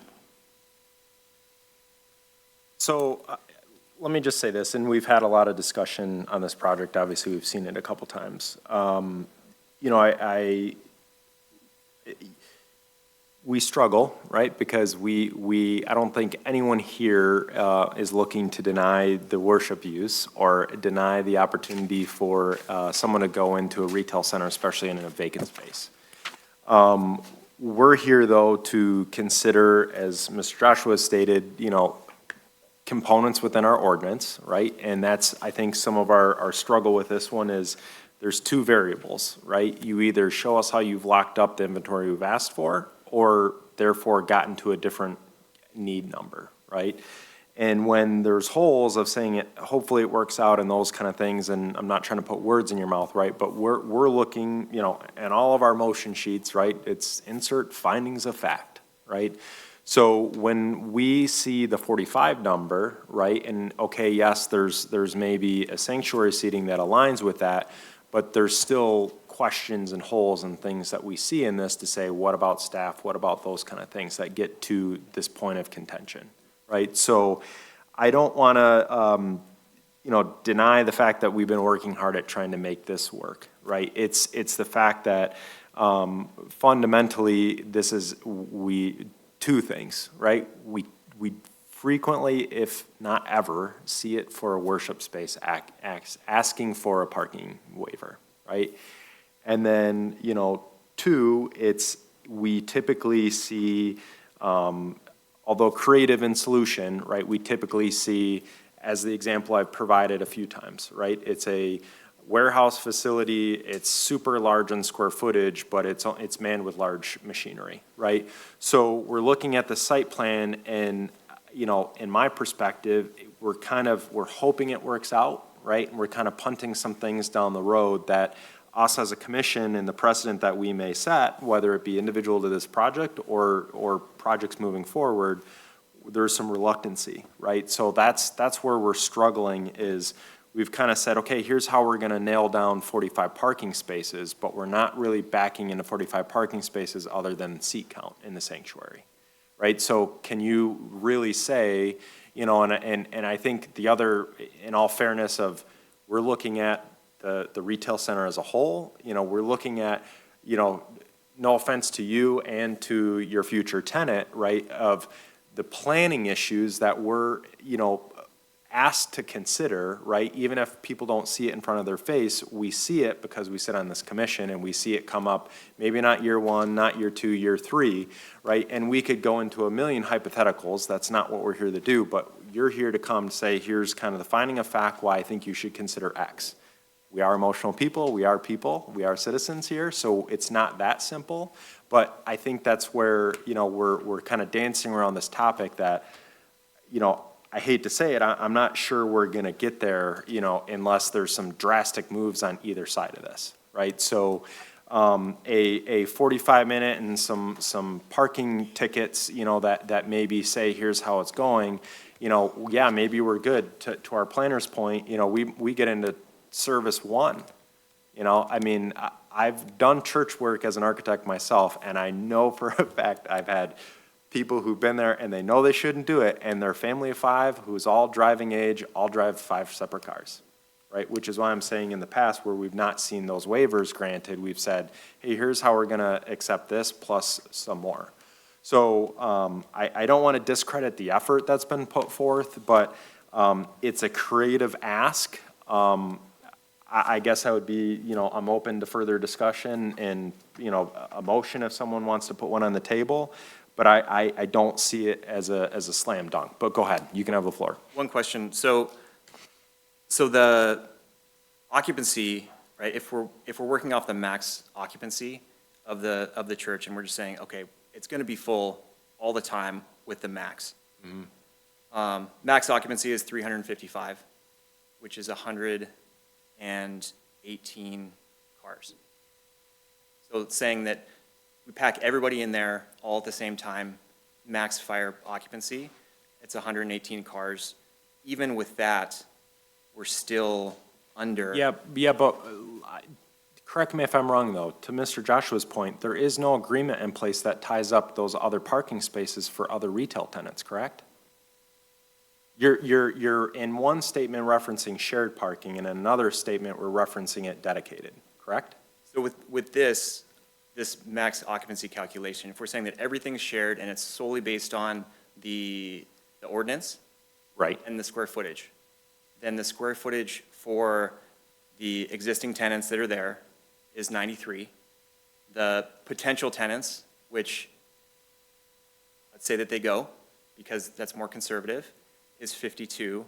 We give the church 118 because that's the maximum allowed according to the ordinance. We have the 53 spots from McLaren and Michigan Eye because they've signed off on that from their corporate departments. We're still, even if the church is completely full, that's 263 spaces, and we still have 35 left over. So I hear what you're trying to explain to me, but I'm fairly certain in our initial review, and John, correct me if I'm wrong, but when we reviewed the parking for this location, it wasn't overparked, correct? It was underparked. That's correct, Mr. Chairman. If we were looking at this center as a new center and we used our calculations, it's underparked. Current parking is non-conforming for the site. Right. By not a lot, 10, 12 spaces, what I calculate. So it's already non-conforming. And then if we're taking this new use, and we'll say conflicting use, because it really is a different use that a retail center is designed for. It's long duration, high intensity. Most of the folks who will use the existing uses out there are not going to stay there unless they have a nice sit-down dinner. They're going to be there for 10, 15 minutes, get their stuff, head out. This is a longer-term deal and a higher intensity. But it is, in answer to your question, currently it is underparked and non-conforming. And if we were recalculate it to say retail plus a church use, which is an assembly use, that number would be even worse. So I don't know necessarily how what numbers were used to calculate your numbers, but just saying from how we look at it, our lens from our ordinance, we're not overparked, right? So I know you can argue kind of in a perfect world, here's what you can go and you can approach this argument, but we're looking at the black and white of our ordinance, right? We're not here to subjectively look at it. That's why there's waivers, right? And that's why we seek finding of fact. So that's the struggle that we're in. So the question then, so these calculations are based on the architect's 100, 200, one space per, based on the restaurants that are there, And he might have been using building code, he might be using, which might be our baseline. It's hard to say how he got to those numbers. Were they net, were they gross? Do we know that? I have it here.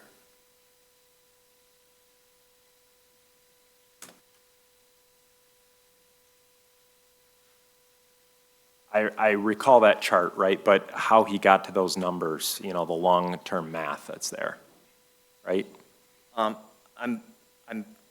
It was off the restricted business, 200 per, for general and 100 for restaurants, and then 3 to 1, and then 3 people for the assembly.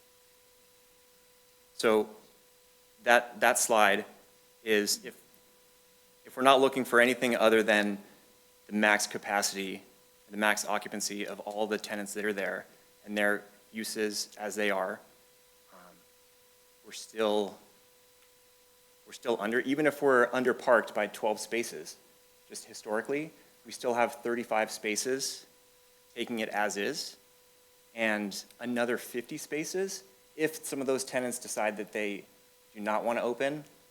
Again, we don't know if they're going to open, but as it stands right now, even if we said the tenants that are closed, they're closed, we'd have over 80 spaces if we give 118 spaces to the church based on their max occupancy of 355. That's the sanctuary, that's the classrooms, that's the hallways. It's not broken out like you can for some of the architectural. So can I ask you, what does GLA stand for? Gross leasable area.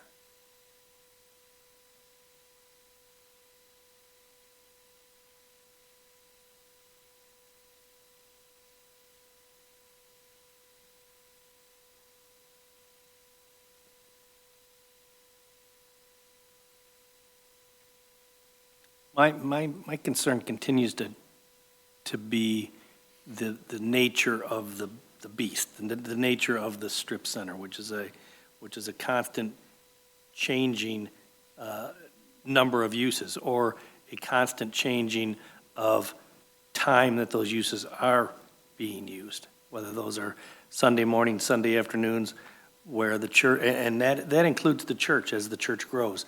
And as I said earlier, as they get to a third service, and that starts at 11:30, that's going to go to 12:30, 1 o'clock, when many of these other uses may open as well. And those numbers that we've shown are calculated from 8 a.m. in the morning, even when those businesses aren't open, operating at max capacity the entire time. Go ahead, Mr. Joshua. Yeah, so Mr. Chairman, I'd like to propose a motion.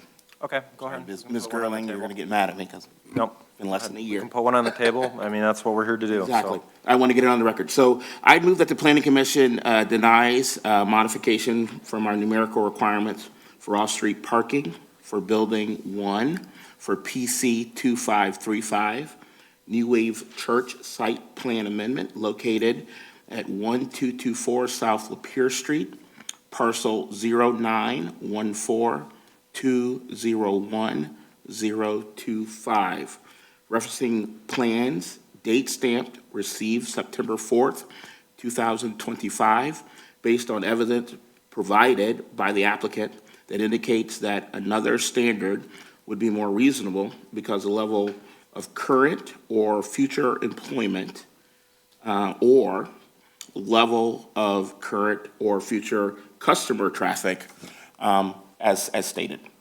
All right, I have a motion. Do I have support of the motion?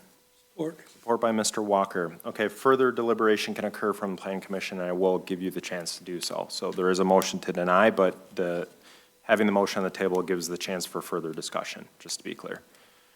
Further discussion by the Planning Commission. Okay, that of discussion from the applicant, including that of the public. So, just so I can understand, so denying it based on the fact, could you repeat it one more time? Yeah, so the denial is based upon the fact, again, if I go back to what I had stated earlier, there's not been evidence presented that a different calculation should be used for the need, and there's not been evidence presented that there is enough supply in terms of parking spaces to satisfy the calculation that is currently in evidence. Okay, thank you. I believe that this slide shows exactly the opposite of that, because that is the ordinance, and we do have approval from Unit 2 to use their spaces, which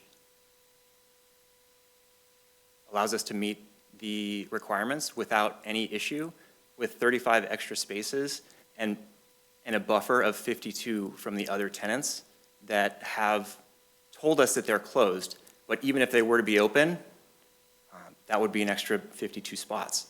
So I believe we're in compliance, well within compliance, and meet that even at the max occupancy. Understood. My struggle is with how we're getting to 45, right? Which is where Mr. Joshua's comment is. Respectfully, just Correct. from a point of discussion, if we'll agree to disagree here, but how we're getting to 45, right? And how we're arguing to that. And again, in black and white, from here we are to present a waiver to say how we're getting to a calculation number, right? I don't see how, other than kind of the least dictating it, how we're getting to 45 being realistic. If 45, I think maybe in the middle of this presentation, I understood more of what you're looking for, especially when you said, hey, how does it apply to the actual ordinance now? This fits in the ordinance at 118.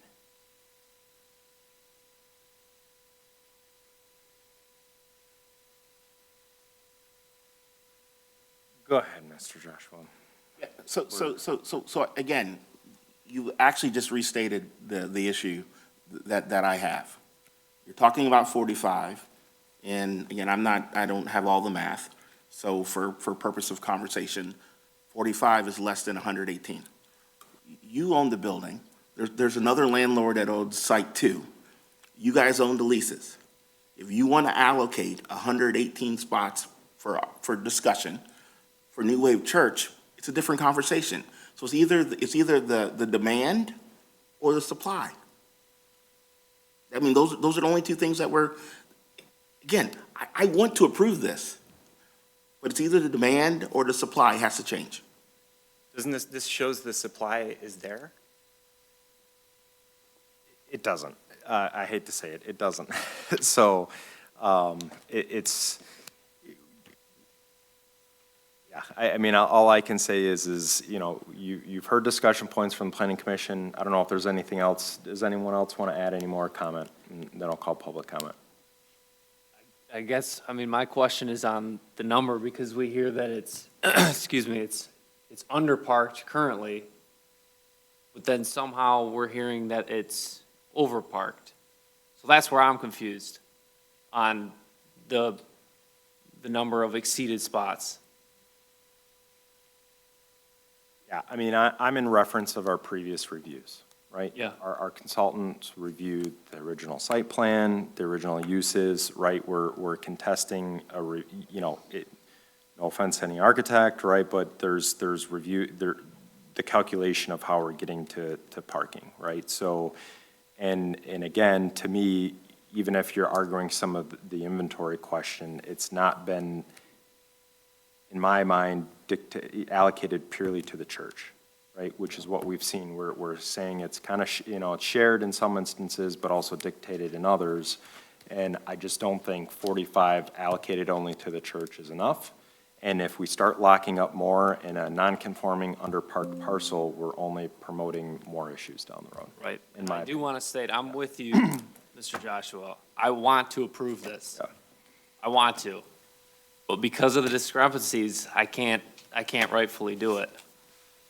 I'm sorry, I'm having I know maybe it's just because I'm standing up here, it's a little bit slower to think. I'm genuinely trying to understand which part of this I'm missing, and with maybe, Mr. Enos, if you could help me out, from the max occupancy calculations, because with this calculation and the 50 spots from Unit 2, it's all based off of the square footage and the uses of every tenant that's in there. So 45 spaces or not, isn't this a conforming use? No, I don't believe so. I mean, the maximum occupancy based on what you're saying, and again, just, this is new information. My calculation, you had the 134 seats, that's what you're calling your maximum occupancy, but you did not take, I don't think that is the maximum occupancy. I think the maximum occupancy is going to include a lot more people in that. It's 355. 355 is the max occupancy as it is now for the sanctuary and the entire 8,062 square feet. Go ahead, Ms. Gerling. The only thing I can offer is, I looked at this initially, and we looked at the different tenants at the 1 per 100, 1 per 200, and then taking the maximum occupancy set for the building, 1 for every 3, and the numbers didn't work. It was including Unit 2. It did not meet those number of spots. So again, having not seen this in time and had anybody to review it, I don't know why this number is showing what you're saying meets it. Everything we've done, saying, here's all the different tenants, here's what they are, here's based on what the ordinance says, 1 per 3, it was well under the number of spots needed.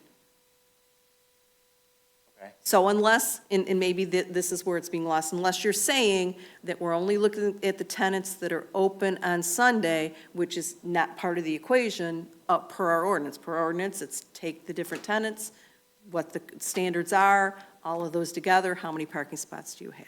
Because that's the only thing I can think of that would be leading you to believe that this calculation is showing that you're overparked. Got it. So it's the tenants that are closed are not included in this number. But that's, and So that's the variance. the tenants that are closed may not always be closed. The tenants who are closed per this, next year may not be. And that's where the conflict of a church and a retail use is, because that's why typically your churches are going to be standalone, because of that conflict with the other uses in a strip center. Additional public comment. I'm going to call the vote. Again, this is a motion to deny the modification for, Urbanowski, Yes. Joshua, Yes. Walker, Yes. Gross, No. Lovett, Yes. Reynolds. yes. Motion to deny carries. Okay. So that does lead us to a second consideration, which would be a site plan, which I'll make a motion that the Planning Commission denies site plan approval for PC 25-35, New Wave Church site plan amendment located at 1224 South Lapeer Road, parcel 0914-201-025, referencing plans date stamp received September 4th, 2025, based on the following findings of fact: that a off-street parking waiver modification was not provided and therefore required for the project approval. This denial was not granted on the use itself, but rather the lack of parking provided. Do I have support? Support. Support by Mr. Joshua. Further discussion on the motion? Any public discussion on the motion? All right, roll call vote, please. Urbanowski. Yes. Gross. Yes. Joshua. Yes. Walker. Yes. Lovett. Yes. Reynolds. Yes. Motion carries. Thank you for your time this evening.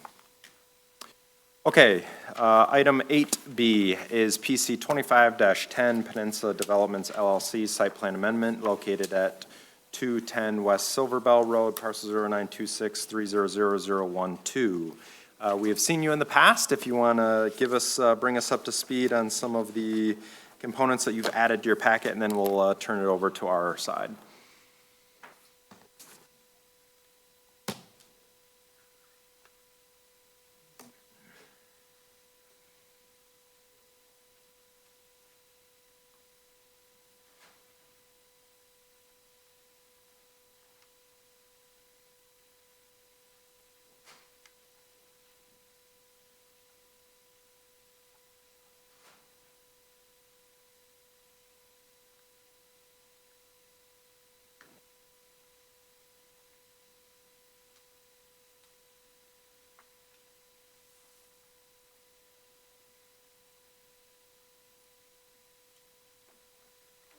Like this, that's okay.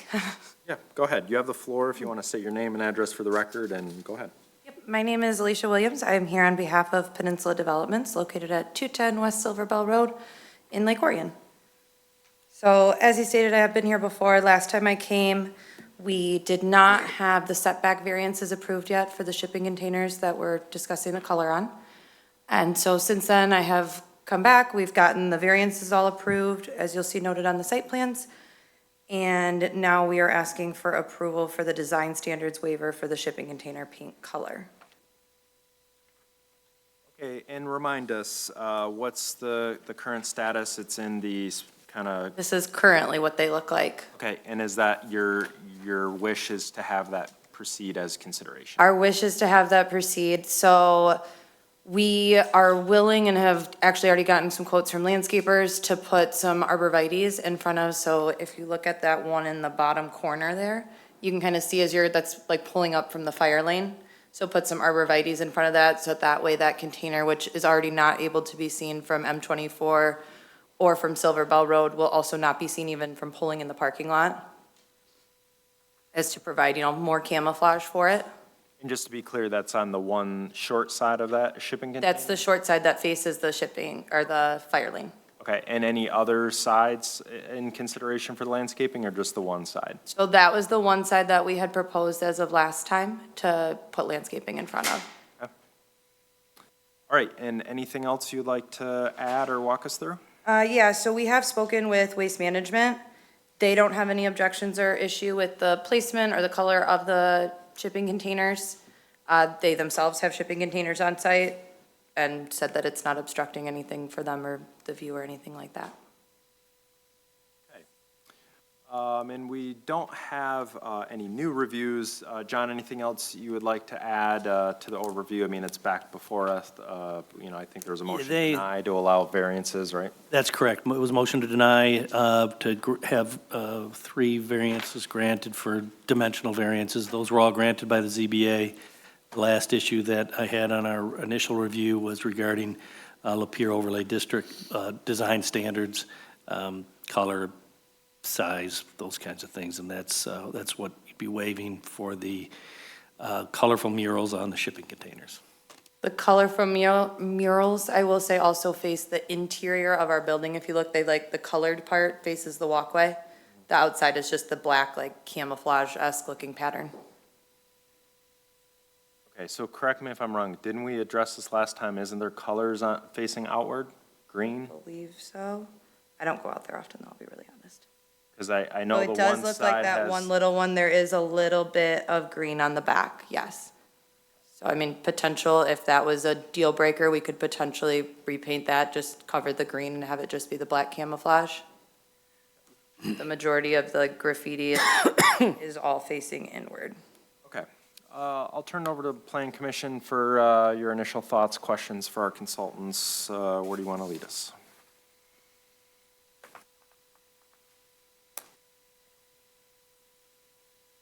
These are not visible from any public right-of-way, are they? No, they are not. You have to physically come down the quite long driveway to our facility in order to even know that they're there.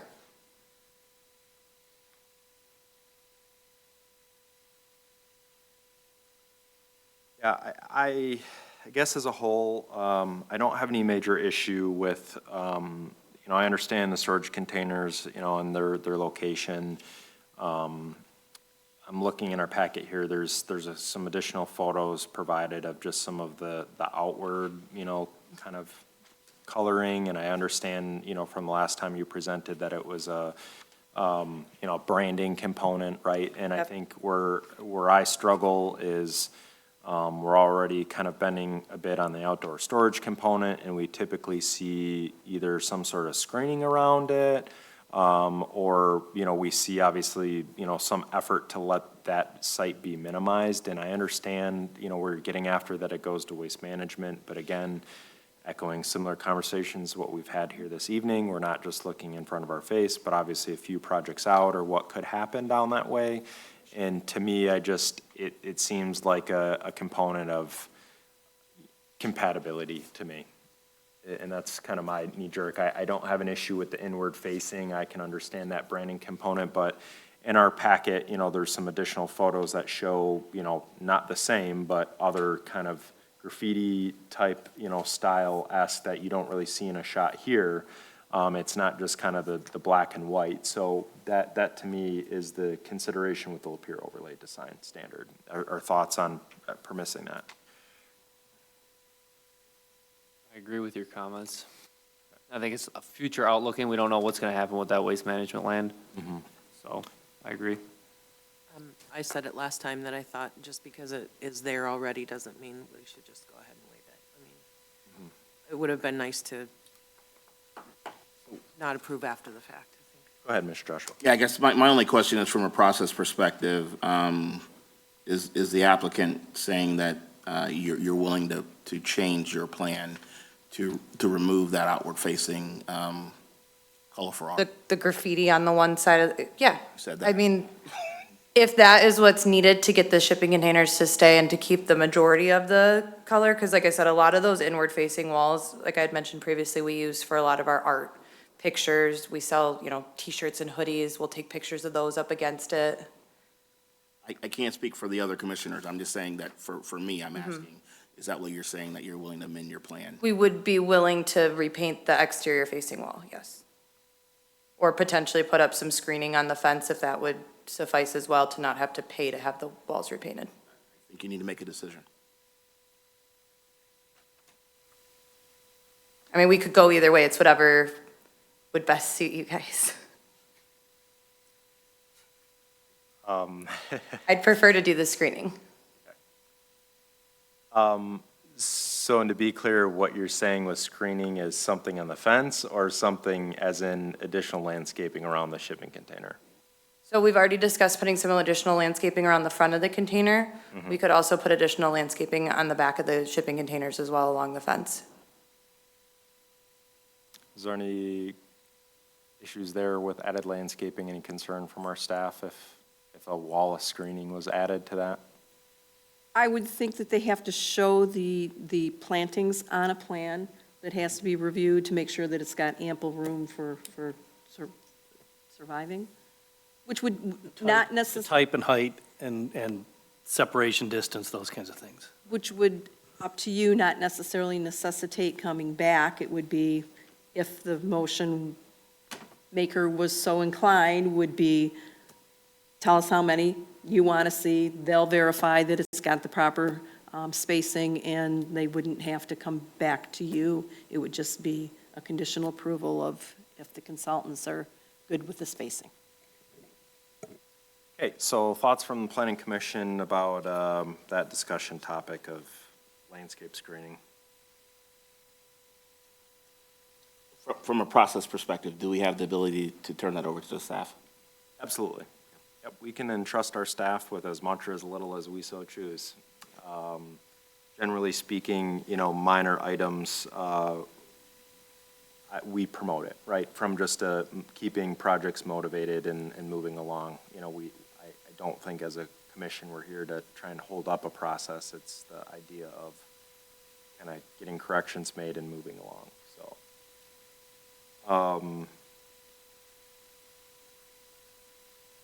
So I guess with that said, do the Lapeer Overlay Design Standard motion that would be considered here this evening, can we grant that, assuming conditional upon a landscape plan being submitted that shows landscape screening around the sides of that? I would request that you say a number. Maybe you can't tell, are you talking, what do you consider screening? 1, 2? 1 per every 5 feet, or you could say at the discretion of the landscape architect on staff. with Can we the say planner. completely obscured? Yeah, you could do that, and our landscape architect would make sure that that happens. Okay, so I move that the planning commission approve a Lapeer Overlay Design Standard waiver from the following requirements for PC 25-10 Peninsula Developments LLC site plan amendment located at 2010 West Silver Bell Road, parcel 0926-300012 for plans, date, stand perceived October 17th. For the materials and colors of the 2 existing storage containers as depicted on the plan to remain as is, but with the condition that a plan be revised and resubmitted to township staff and our planning consultant for their review to verify a obscuring screen wall of planting material being provided around the sides of the storage containers. Motion, to have support? Support by Mr. Lovett. Further discussion? Okay, does that make sense? So you want trees pretty much, or bushes, like along the whole edge of it? Yeah, we're looking for screening around it, right? And from a Lapeer Overlay Design Standard or outdoor storage consideration, I would say that's something we typically ask for. So it's not a crazy request to say it's screened of any sort. So, but what we're doing is we're empowering our staff so that you don't have to come back to us, and you can work on that with our township staff and their consultants. Understood? Okay. Yes, Ms. Curran. Can we just make it clear? So if we're looking at the picture in the bottom right-hand corner, there would be, that's an end, that's where you're looking for the screening, or are you looking at the screening Southern and also western, on the lawn? southern and western perimeter of the storage containers. Okay, that helps, thank you. Mr. Lovett, you were the supporter, so I'd clarify my motion, and, okay. All right, so I have a motion, we have support, further discussion by the planning commission. Okay, any public comment, including that of the applicant? Okay, roll call vote, please. Joshua? Yes. Gross? Yes. Urbanowski? No. Walker? Yes. Lovett? Yes. Reynolds? Yes. Motion carries. Okay, can I just have clarification before I proceed with site plan? Is there any other open items or I think it would be safe to any other make a unresolved motion saying issues? anything unresolved, because it has been a Previous. while since we've looked at Okay. this, and if there was nothing left, then it would be approved. Okay, understood. All right, I move that the planning commission approve site plan approval for PC 25-10 Peninsula Developments LLC site plan amendment located at 2010 West Silver Bell Road, parcel 0926-300012, based on the following findings of fact: that any unresolved issues in the township planner's previous review, township engineer's previous review, or the fire marshal's previous review be addressed to their full approval, and that the conditions be met of the Lapeer Overlay Design Standard waiver be provided, which includes the additional landscape screening on the southern and western portions of the existing storage containers, and that a plan be resubmitted, reviewed, but does not require planning commission action. Motion, do I have support? Support with the change from 2010 to 210. Thank you. I will support that. Thanks for the correction. I appreciate that, especially as I rattle off parcel IDs all the time, so. All right, so there's a motion on the table. So essentially, we're just looking to clean up any unresolved issues, and then with the addition of the screening as reviewed by consultants. Any other discussion points from Planning Commission? I just want to clarify that. Go ahead. Even though I said no on the waiver, it has been granted, so there's no reason for me to say no. Understood. Thank you for your thoughts. Additional public comment, including that of the applicant? Nope. Okay, roll call vote, please. Walker, Yes. Joshua, Yes. Gross, Yes. Lovett, Yes. Urbanowski, Yes. Reynolds, Yes. motion carries. All right, thank you very much. Thank you for your time tonight. This evening. All right, that leads us to item number 8C, which is Township-initiated text amendment, section 3003, our lovely PUD ordinance revision discussions. Did I not sound excited? You didn't sell me. I'll rephrase it. Hip, hip, hooray. So our township staff, Tammy, planning and zoning staff, along with John and his staff, have been working towards a PUD amendment or revision. We know it's one of those sections that needs some clarity, some cleaning up, should I say, right? It's a frequently utilized section, and there's some areas that there's some verbiage that is going to be clarified and just made a little more straightforward.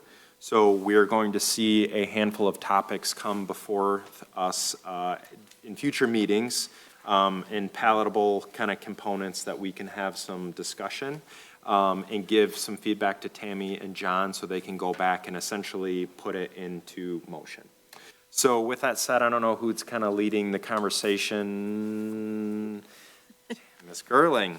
Almost never speaks at a meeting. Just a little bit on top of that, you know, we found that the whole section does not read well. So I first took it and said, we'd be talking about eligibility, and all of a sudden, in eligibility, we'd throw in something about submittal.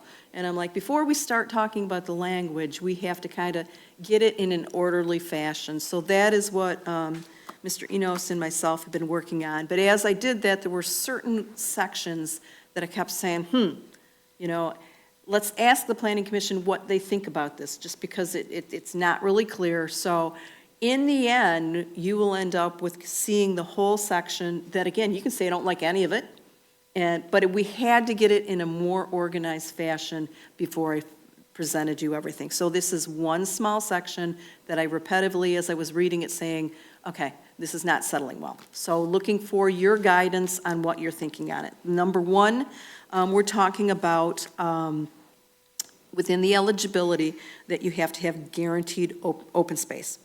And it says that, currently says that the proposed development should contain at least as much usable open space as would be otherwise required by the existing zoning, and if no minimum standards are provided, the following shall apply. Residential's 15, non-residential's 10, and in calculating open space, it said it should not include any wetland area. It does not include any required setbacks around any structure. Doesn't include any stormwater facility. Okay, so going with that. So in one of the things that Mr. Enos and I were considering was if you've got a large development and you've got a 100-foot setback, and right now we do have some sections in the PUD that talks about a 100-foot setback, saying that entire 100-foot can't be used in the open space calculation is excluding a lot of very usable land. So what we were thinking is saying you can use your setback in your open space with the exception of 10 feet.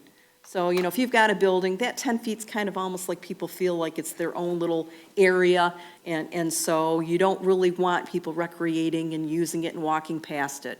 So I was getting your feeling on what we had been discussing, which is this whole section saying the required setbacks surrounding any structure cannot be used in that open space calculation. What is your thoughts on that? Mr. Gross. I think you should use the entire area, you know. Why take out, excuse me, 10 feet when it's open space? Okay, with such a extreme change, to go from we don't do anything to we include everything, so if that's the general consensus. Use it all. Well, let me Okay. throw this one in. So Okay. since we're using larger portions of the land to calculate that, do we then increase the percent required? And that is something that's another question. Because I don't want to get too lenient, like we're including everything, and then now all of a sudden we got 10-foot setbacks. And I should have added that Yeah. that was one of the things we were entertaining is Would have some cause and increasing this open space, but getting rid of this particular language that was saying none of the setbacks could be used. We've heard, and you know this, several times that we don't have a lot of parcels left. And we should, because we can, have more open space per these PUDs. And so to bump and we haven't decided what to bump those up to, and you will decide that, but maybe that goes up to 20%, but we include this. But the more open, it has to balance to make you gotta be able to make some money, right? The developer, but people want to be here, more open space makes for a better project, in my opinion. So, Trying, can I add something, Mr. Gross? Because, I think where I was mixed on this, and I appreciate your comments, Mr. Gross, is that when we've gotten into, it's this number, but not including this, we don't ever see that calculation, right? We never see it factored the way we're asking for it. So I think I totally agree with Mr. Lovett, right? That number responds of whatever situation we've kind of teed up to say what's included in that open space number. But does it help us by just saying it's open space, right? And then more simply kind of say, but it doesn't include X and Y. Like, so for example, undevelopable land or wetland is just out, right? But, I don't know if roads or not are included or however we calculate this, right? And I think it isn't. But the argument would be is, let's say we have a missing middle project, right? And they get kind of tucked close together, and let's say we're looking at creative setbacks. Are we really ruling out that open space, or are we kind of factoring it in? And if it, I think we're kind of moving towards, we want this target, show us how you get there, right? Because isn't that really our motive of a PUD? Well, and as we're rewriting this, we're adding a lot of, you must provide this showing, proving that you have it. We're making it, and there'll be a whole check sheet. When we're done with this, there'll be, okay, did they show this sheet? A sheet that specifically shows this. administrative nightmare. Yeah, So It I is. think I would much rather say we want open space and more simply say, and these are the whatever things that aren't in that number, versus saying, except for this 10 feet and maybe that 25 feet or whatever it would be, let's just say, developable area within reason, right? Which is why we're gonna circle back to our lovely, parallel plan. If it's not developable, then within that footprint, so I don't want to see all this wetlands acreage that is a moot point. I want to see the area that we're touching, what you're saying, is there. And better yet, when we get to this topic, I think that's where we're saying bonus criteria, sure, we'll let you have the density because we've seen that in missing middle, because you've hit not only whatever our number is, 20%, but you've now hit 25 or 30, right? And even though it's 5 foot apart in the cottage plans, you got all this open land and walking paths. So I don't think that's a bad format. I just think we need to kind of look at some applications and say, well, then maybe that number gets to 30%. But we've just simplified how you get to that number. well, and if you look at the other pages that I attach, and each one of you, whenever we do a text amendment, you ask that I give you hard copies. There's a section that it's allowed in the zoning enabling act called an open space preservation plan, which we don't get those, but just to cite what we have under that type, it talks about a minimum of 50% is supposed to be open space. If you get to our subdivision regulations, it talks about subdivision open space plan and what needs to be within it.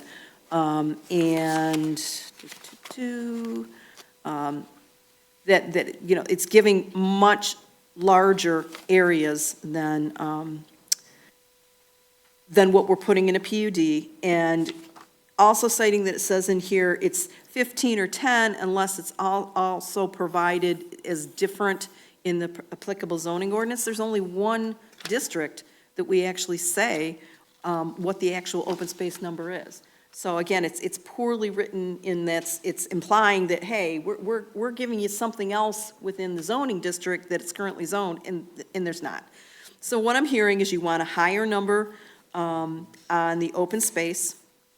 We actually have a discussion also, it doesn't say what it is if it's mixed. So if you're saying it's 15% residential, 10% if it's non-residential, well, most of our PUDs are mixed. So which is it? Are we taking the actual area that's residential and saying that area has to have 15, and the non-residential has to be 10, or are we saying if you're mixed use, you're X? Go ahead. I was going to say, what I'm hearing is that the planning commission wants more open space for development. And usable open space. We've had that debate with make sure. developers, right?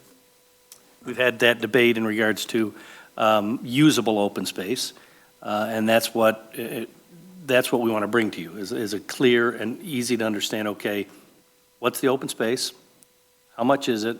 And show it to us in tabular form and on the plans. Question, Go ahead. question about wetlands real quick. So the 25-foot buffer, is that from, like, where's that 25 start from? Because in the usable, but if we're gonna include everything, and that's a 25-foot buffer, and it's, I mean, you can't really, if it's, mucky, but where does that buffer normally start from? But I think we. The actual limits of the. So we are still using, So, sorry. right, so, go ahead. It's not necessarily water's edge, it's where the wetland is actually delineated at. So if we're saying setbacks aren't part of it, right, but they can be a part of calculated space, we're no longer saying, well, to this line X and to that line Y, we're just saying, okay, well, once that boundary, that doesn't count, right? That delineation doesn't count. Might not affect our building setback, right, but we're just saying for open space specifically, that's just. Yeah, because you can still put a park bench on the edge of a wetland Right. and recreate there without disturbing the wetland.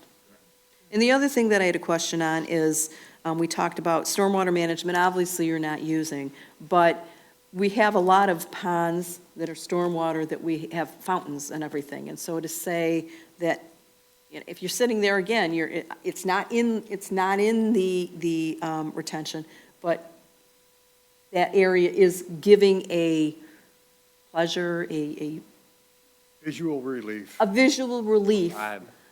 So I don't know that the mass area of the retention pond should be used, but I think there's something that some kind of thing that's given to them as a bonus that they add this nice little architectural feature and it's visually pleasing. I like that too, because you have to maintain it. Well, Usable, I right? think the only other slippery slope with that one is, someone slapping, a fountain or something in the middle of it, and Mark, I mean, maybe you can just jump in, is that, if you have a basin like that, that's permissible if there's sitting water in there, that whether you have a fountain or a bubbler in there? That doesn't wreck the use of the purpose, or does it?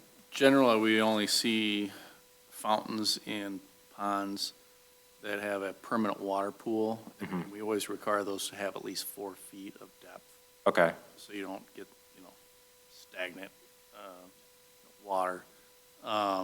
that can be detention though, right? The permanent water, no, that storage is only counted above that level.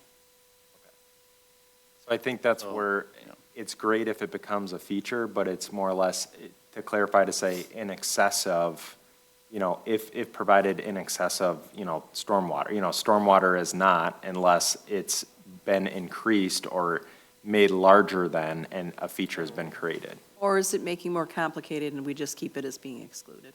Well, and we can. Yeah, that's fine. You want? Excluded. Okay. Let's draft with. Because we're taking out language, but then we're adding more language, so again, you just said 6 one, half dozen the other one. Trying to simplify it, not. We've got a conflict with the ordinance. The Imagine that. PUD ordinance in page 3021 calls for guaranteed open space.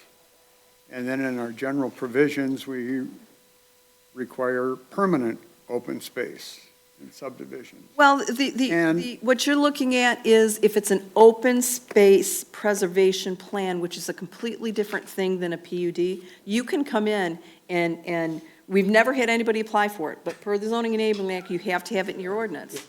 Never. Yeah, nobody's ever come in for it, but it's another avenue to say, I'm going to cluster over here and give so much open space, and it gives you this ability, so they are two different types of developments. One allows for wetlands, the other one does not allow for wetlands. So how the definition of guaranteed open space needs to be consistent? Yeah, they would think so. Yep. And when was the last time we had a subdivision? You don't see them anymore. Flat? No.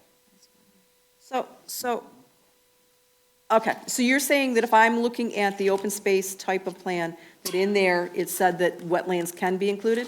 Yep. Okay, so I'll look that over, and I would think that that is something, unless it's dictated by the zoning enabling act or the planning act, whichever one it is, that it's being inconsistent, we should say it comes out. Okay, got it. I'll look into that. So to answer your second question, Tammy, I don't know if we should consider, I mean, I'm okay if there's different numbers for residential and non-residential, or if it's a combination of mixed. I'm also okay following the lead of our planner if it should just be a number. Okay, If anything, I would rather start looking at these as, here's our baseline number, and you get, we'll play a little more give and take if your number exceeds, go into more of the bonus than this over this and this over that. I think PUD, we expect there to be a mix of something, and whether that's residential and residential or residential and commercial, but to me, I think we need to just hover in on, there's something done well there, and one of it is preservation of natural features. keep in mind that this is within the eligibility. So, you as the planning commission is a recommending body, and then ultimately the board of trustees at concept, it's concept and eligibility, are supposed to be looking at each one of these eligibility criteria. So I think further on, I think we should have a minimum to be eligible. And then within our density bonus, we might go into that you can get a density bonus if it's something larger. than- okay. 1,000%. The Okay. framework is there, and then and that's why I'm saying I'm more about changing numbers if, Okay. you hit a level. Additional thoughts on question one? Ed, does that One down. give us some We got till direction? 11 tonight too, right? Girl? 11:30. And if you are tired, I could carry these to the next. I'd like to make a motion to extend to 11:30. Thank you. Yeah, I'm going to talk that I'd long. like to make a motion. Okay, number two. Recess. No, we're almost done. Okay, so it's labeled number 2 on the pages I gave you, and my question is mixed-use projects, which is referenced in 3003E 2 and 3. Why do we require 10 acres in larger setbacks? So looking at the pages I gave you, as it currently says, is that you have a permitted use or combination of uses. A PUD is permitted for the following types, it gives all of them. And then for PUDs that propose to mix residential and commercial, or residential and multifamily, you have to look at a different section. Single-family projects will contain a commercial. So can I just jump in? Yes, here? you can. I'm not sure why we've ever had a separation.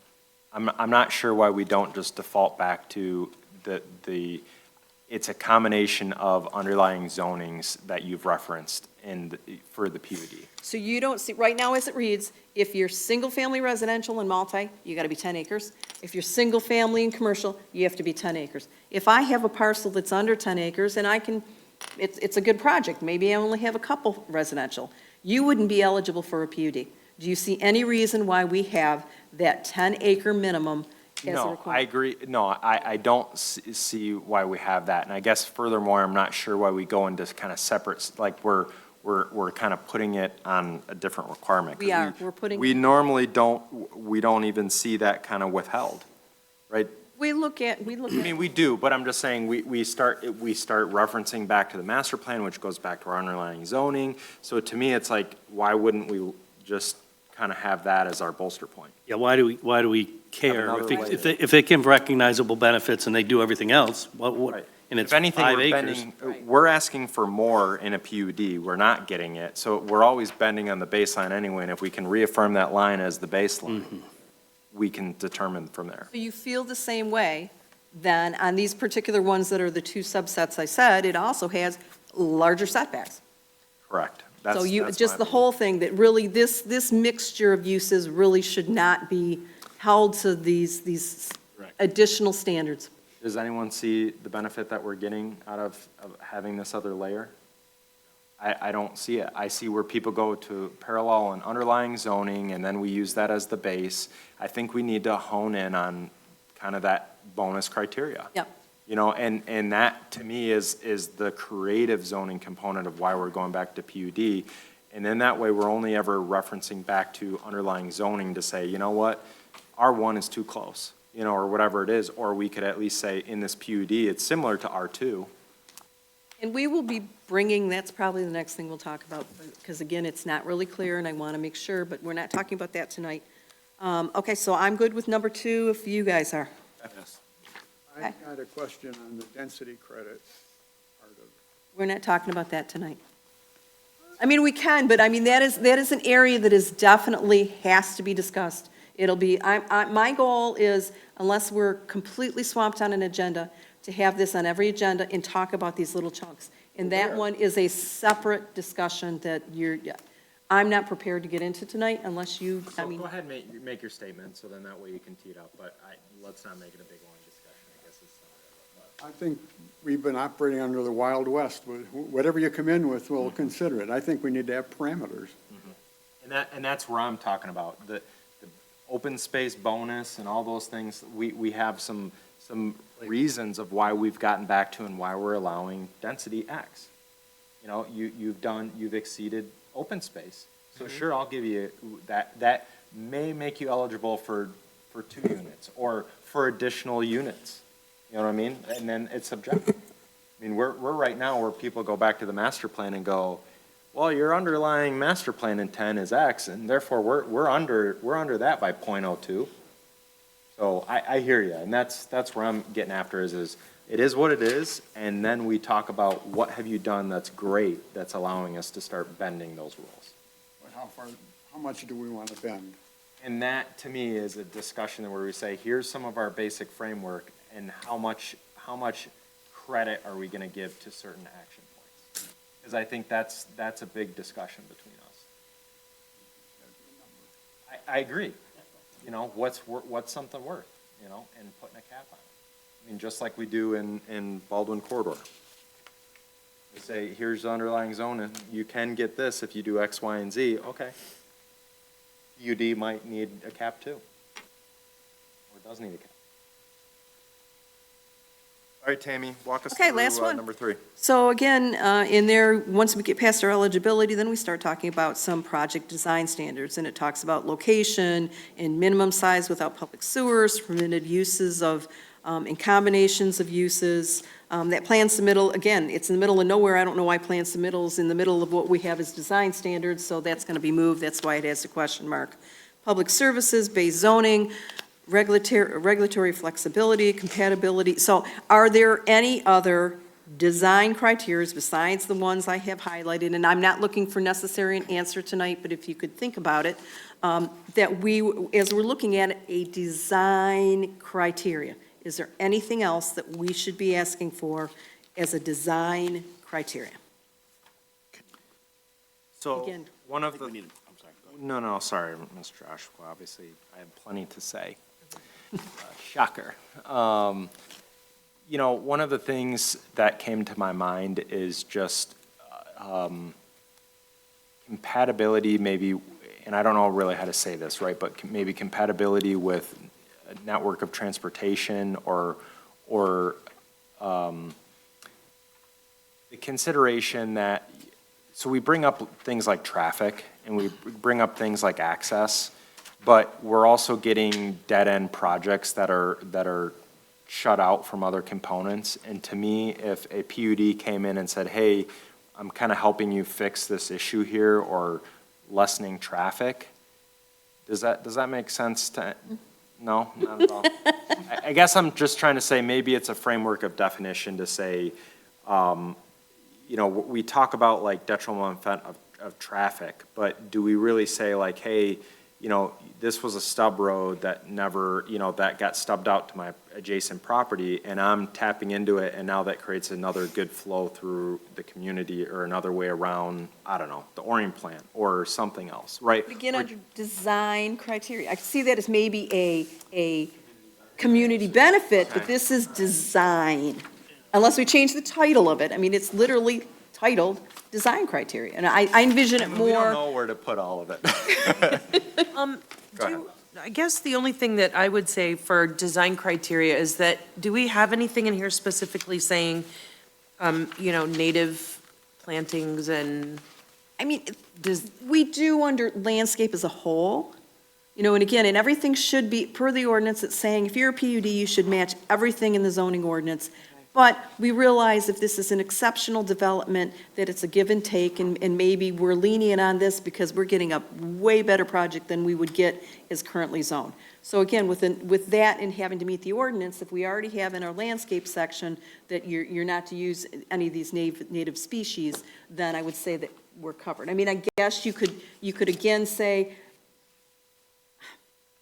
there's a way that, I suppose it could be, we really like weeping willows, and so, you know, in our design, there should be a weeping willow in each development, you know. or, I mean, or saying things like, you know, we've been talking about bioswales and things like that, or rain gardens and stuff, I mean, like, Yes, that give would- I think- consideration, like, we would like to see more innovative landscaping techniques included, that are maybe, you know, eco-friendly or some, like, I don't know, like, some of those things that, I'm just thinking of things from America in Bloom, you know, like,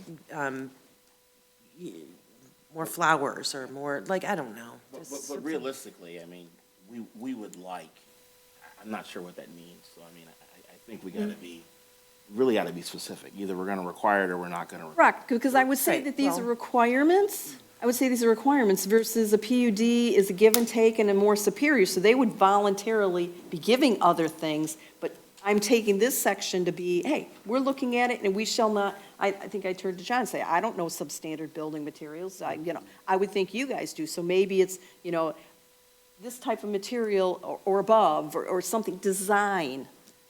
I'm just saying, we're get taken care of, taken advantage of. That was kind of my point. I wasn't discounting what you were No. saying. I'm just, either we're gonna say it's a requirement or it's not a requirement. Or do We you- would like, we appreciate, it's nice, don't get me wrong, but at the end of the day, it's not enforceable. Well, then it could be the wording at the beginning of the design criteria, that here are the township Recommendations. recommendations of things that we will be looking at and are all bonuses in your, you know, scorecard on the PUD as a whole. Or do you include those as a recognizable benefit? Yeah. Right, which again, I always, when I'm talking to, Stormwater BMPs or something like that. Could be lead and- identifying cottage-type housing, single-family, or single-story, multi-story, different types of housing design standards as opposed to whether it's brick or white or red or. So to kind of build on that, you know, I think the couple then would be is, all right, if the criteria generally works, you know, it would be, you know, architectural and site element design, right? Where we're talking about, you know, where we get nitpicky about garages, you know, or setbacks, right? It would be, you know, is there variation of architectural facades? Does it fit within the fabric of the adjacent community? You know, does it provide, you know, creative housing types? You know, those are all things that kind of come to mind, and I've never loved the architectural and site element design because it seems very like zoomed in, and I think we need to take a half or two steps back out to say, hey, at the end of the day, is it nice kind of up along that street, right? I mean, whether it's, we're seeing developments where, you know, they're pushing a, you know, garage 5 foot back just to meet it and check the box, and we're not ending up with a better project. So, and is it really the other plan any worse, or is it the fact, that we're kind of seeking variation among, a community mindset where unique, facades are presented even in a harmonious manner, right? Something along those lines. The other one, not to just pile on, was the natural features thing is preserving, the natural landscape, right? I mean, and I know we talk about preservation, but, the topography, the natural landscape, the way that the neighborhood or the way the site has been, it presents itself to a thoroughfare. We talked about buffers along main roadways. We've talked about, preservation. We've had some of that stuff like on Morgan Road, when you go do a site walk and there's, 60 feet of grade differential on that original parcel, and then now we go and level it out. I think that to me is some, thing to say, wow, you're getting a lot more density on this or something, but you're preserving this height, right? Or you're preserving these clusters of trees. And I love all these comments, but what we're struggling with is, again, some of these are more of a benefit versus, if you look like a pedestrian circulation, a PUD shall provide pedestrian access to all open space areas. So it's you need to do this, you shall. So design criterion, and again, I like the comments, maybe there's somewhere else that I think maybe under eligibility or definition of community benefit, and what I find is a lot of this is repetition. I hear you saying, buffering in similarity to your adjacent use. Well, we already talk about that as an eligibility. So it gets very repetitious that it's either, great, say it once, but it's under this eligibility. If you've already decided it's eligible, then don't say it again under design criteria. Well, I think that's just going to be the one issue with kind of tackling it in little parts, is I think you're going to hear these comments and you're going to say, great comment.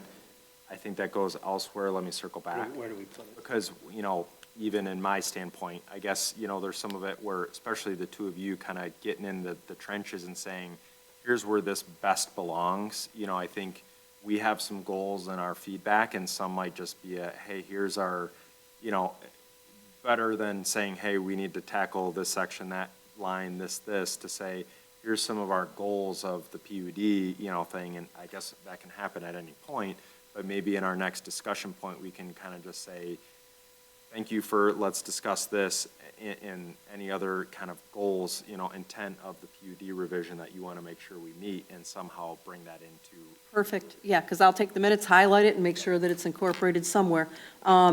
So what I would ask, trying to wrap this up unless you have more to say, is my ask of you, is I'm trying to find other sections, and what we discussed tonight is in the back of your mind, be thinking, is there anything truly, a design, that you feel passionately that should be a requirement for a design that would be added to this? You might say nothing else, or it might pop up to you 3 weeks from now, but just, anything that, because we haven't nobody's really, I haven't heard anything that I would hear would truly be designed. I think it's somewhere else. I think the word shall is sometimes overused. We've been looking at a lot of that at the discretion of the planning commission, so we're trying to soften it, because shall should be shall. You can get, well, not in trouble, but not get what you want. And PUD is supposed to be the give and take for more creative development, and a bunch of shalls are going to stop you from being able to have that give and take, because you're stuck with the shall. All right, any other thoughts towards the questions being posed? All right, thank you for the discussion, we appreciate it. Public comments, any public comments? All right, seeing no one racing up to the podium, we have no communications, planners report, and education. We'll just note for the record, all of us went and attended the MTA Planning and Zoning Retreat, so it was a great kind of feedback component and getting some input. But Ms. Grilling, before you fall out of your seat, what's going on over there? So next agenda, I will be putting on report out, just because per our policy, you have to report out. You were all there, so I would just, a general conversation. I didn't do it because I didn't have time to tell you, but it will be on the next agenda. And please, anyone with an expense report, please, receipts get lost easily. I've taken care of the hotel. That was taken care of. Don't need to worry about receipts on that. They emailed them all to me. But any other, your mileage, Everyone was given a form, but if you lost it, let me know. And any expense related to food. Do you cover pretzels? Yes, I mean, a snack is, yes. No, the one thing I would like to say, though, at this point, though, is, and I share this with Tammy, I think that it was, for me, it was a very, very rewarding experience. It took me from just being part of the planning commission to feeling as being part of the team. So I thank all of you for including me, and, yeah, I mean, we're all in this together. Don't sound so excited.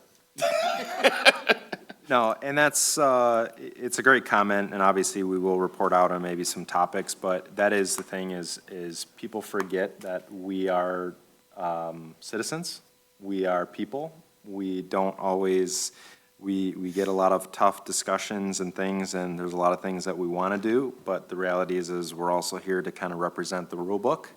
So it is nice to kind of talk about, and especially talk amongst other townships, right? And that's good to kind of hear, and I think all in all, there's a lot of things we do very well, but we can always continue to improve, so it's good, and we appreciate, and I specifically appreciate everyone making the effort to make some time and make the little mini conference work, so thank you. Committee reports, we have none. Future public hearings, we have none. I have no comments. Mr. Lovett, what about yourself? Yeah, although some of the topics were a little bit dry, we did find a lot of opportunities to laugh with each other, and kind of, share ideas and, life stories and stuff like that. And it really shows that we're blessed to have the commission that we do, because we see the world a lot differently. And I think that's really beneficial, to this body. So, other than that,